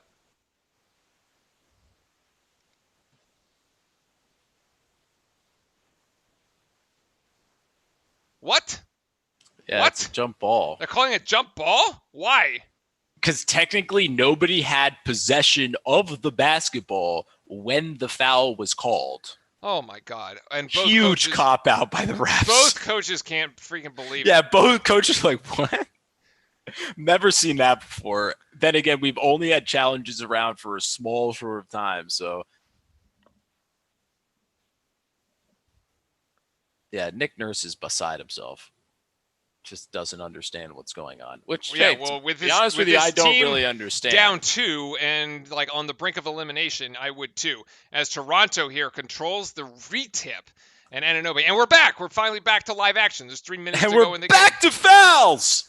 And yeah, that looks like Marcus Smart just got undercut by Anunoby, like big time. That is absolutely an offensive foul.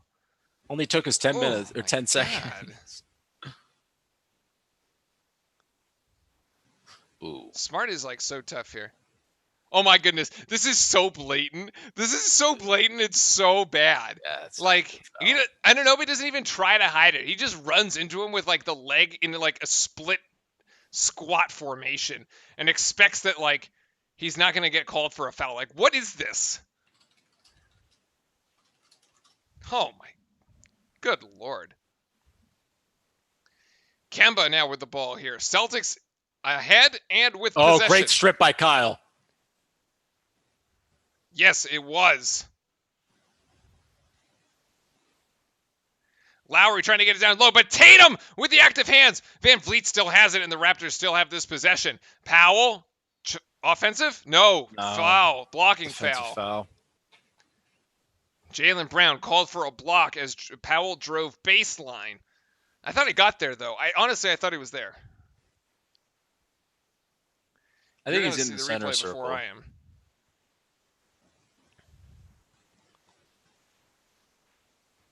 Yeah, great strip by Lowry.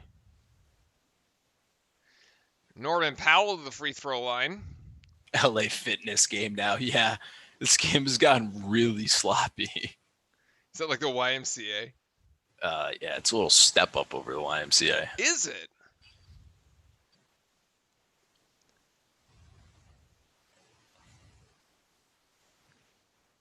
Powell hits both free throws here, and we are back to 110 apiece. Lowry's got 5.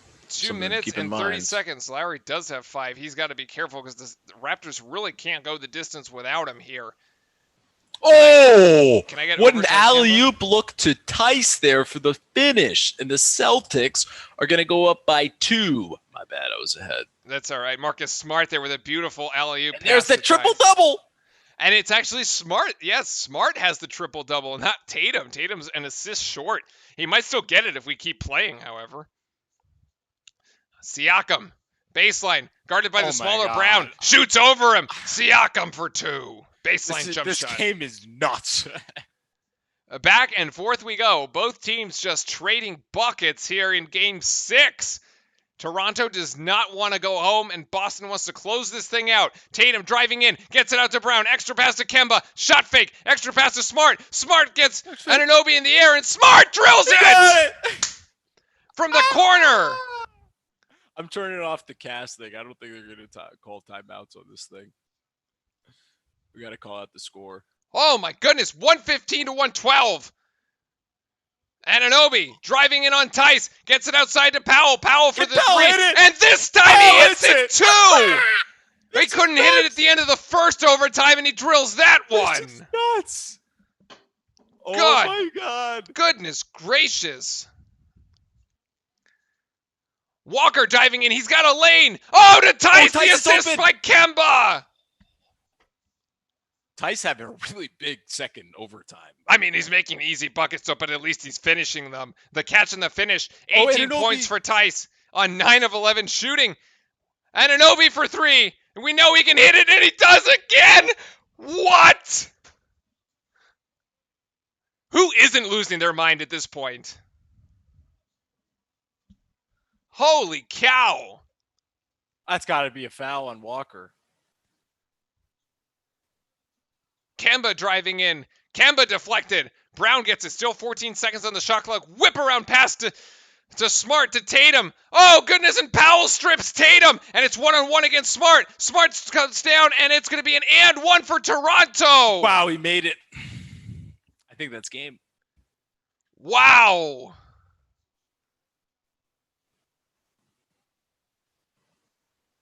What a defensive effort for Toronto. Wow, what a play by Powell to tip that ball out there, right there. Oh, my goodness. Play. It's Powell that tips it, wow. And he's the one that comes in on the other end. He converts the entire thing by himself. Wow. What a play. Oh, Powell converts the three. It's a 4-point game for the Celtics, and timeout by Brad Stevens as the Celtics got to tuck this thing over. Oh, my goodness. Wow is right. This is absolutely bananas. Incredible. I'll be honest here. Unfortunately, it's not looking very good for the Celtics, Benji. This is tough. This is a tough situation to be in. I mean, these are just big shots being hit in the big situations here. I mean, OG's able to hit that one, and then you had the steal and strip there. I mean, it was fantastic. Really good play for the Raptors, stepping up big time in this moment here. This is just wow. Huh.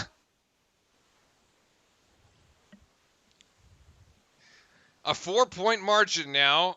Toronto ahead 121 to 117. 35 seconds left.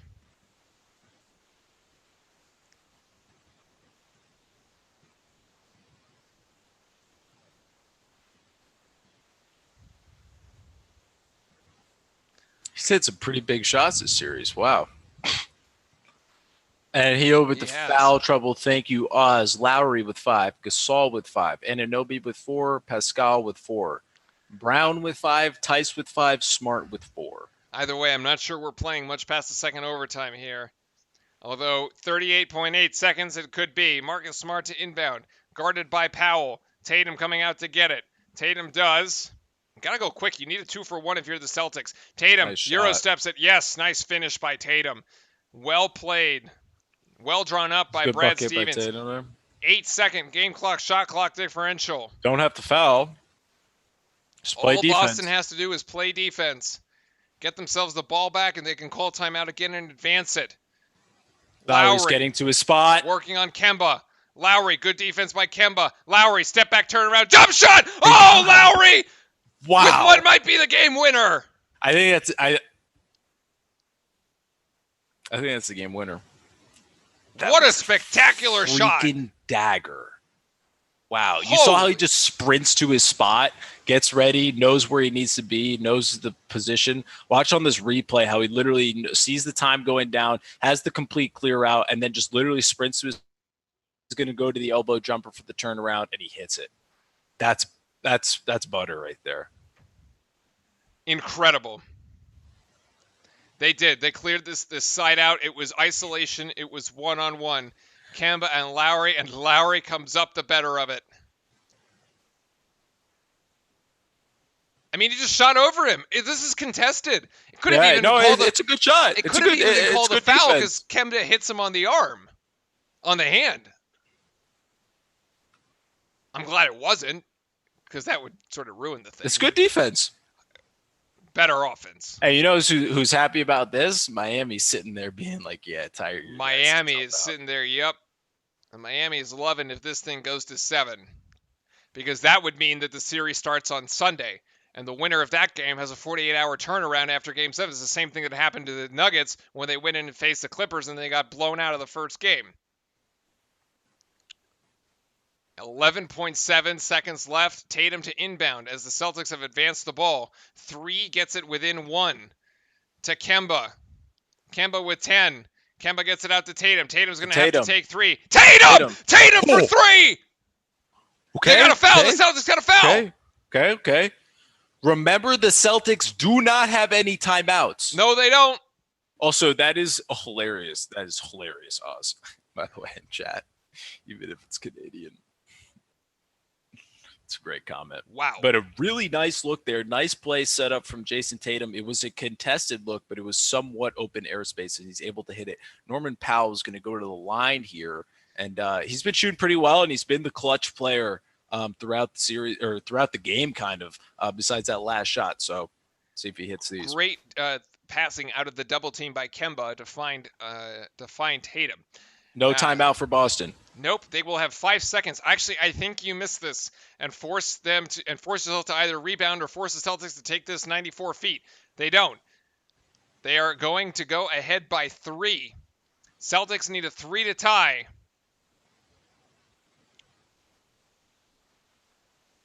Tatum is going to launch this one down low to Smart. Smart walked, actually. It almost went in. But he was on the line. Yeah, I think it was a 2. It was a 2. It was not even going to count. I think it was a 2. Yeah. Yeah, this long pass here, this does not look good for Boston. I think the shot by Marcus Smart wouldn't have even been a 3. Yeah, I don't even think it. He didn't catch it cleanly was part of the problem. Tatum just goes with the baseball pass, the chest pass. Yeah, he does actually walk. He does walk. Yeah, and his feet are on the line. It would not have been a 3-point play shot, even if he did go in. Yeah. What are they reviewing here? Nothing. I think Toronto called a timeout. Yep. Toronto called timeout. All they have to do is inbound the ball with half a second left. And then we're going to Game 7, folks, on Friday. They just have to touch this thing. And it looks like Toronto is going to go and take this one 125 to 122. As the LA Clippers and the Denver Nuggets have already started on the other. They're almost through the first quarter, actually, 22-7. I think Bruno hits the nail on the head right there. I think this game at the end of the day I'm not going to say it's Kemba's fault. I didn't get my fourth quarter Kemba. I didn't get my fourth quarter Kemba. But not having him step up is Yep, he does have 7 assists, but I didn't get my fourth quarter Kemba, and I didn't get my overtime Kemba. And honestly, Kyle Lowry's right here. He actually could have just inbounded the ball and ended the game. Yeah. But Nick Nurse calls a timeout instead. Well, I guess all Lowry had to do was inbound it. Actually, no, he couldn't. Yes, because it was off. Yes. Yeah, you just pass it out. Yeah, and it was out of bounds. It wasn't off a made shot. 0.5 seconds. The Celtics weren't even paying attention. Yeah, they had conceded. Put that in, and then it's over. Then as my game cast has spoiled the 0.5 seconds left of the basketball game. Yes, that is it. All right, ladies and gentlemen. Unfortunately for the Celtics fans, it did not turn out the way that they wanted. This is off Jaylen Brown. And Toronto is going to go ahead and win Game 6. 125 to 122. Can't you just throw it off Tice? As long as it stays in bounds, yeah. Yeah. And that will do it. Stevens wanted a foul before the inbounds, but he's not going to get it. All right, that is it. Final. Wow. A double overtime here for Game 6. Toronto hangs on. Thriller. A thrill. An incredible game. The series now tied 3-3, and we will have Game 7 right here for you on Friday. So make sure to drop a follow if you're on Twitch or a sub if you're on YouTube. Get notified of when we go live. Super excited to bring you that game. Can't wait for it. Thank you very much, everyone, for hanging out with us during the game, enjoying the chat, asking us questions. It's been a pleasure. But that is going to be it for us tonight. Frank, any final thoughts? And then who you got for LAC Denver? Does that go 3-1 or 2-2? 3-1. 3-1 is the call for the Clippers and the Denver Nuggets game. But that is going to be it for us here on Real Life Sports. Thank you once again, everybody who's joined us on YouTube. And thank you, everybody who joined us on Twitch. Thank you to all the follows and subscribers and the subs on the Twitch side of things. We really appreciate everybody's support. We'll see you all here Friday night. Have a great rest of your Wednesday evening. Stay safe and healthy, everybody. Good night. Thank you, everybody. Have a nice day. And Bruno, we will make sure that we get the NFL going. Thank you for the subs and everything again on the Twitch side. Drop a follow if you guys enjoyed the content. Thanks very much.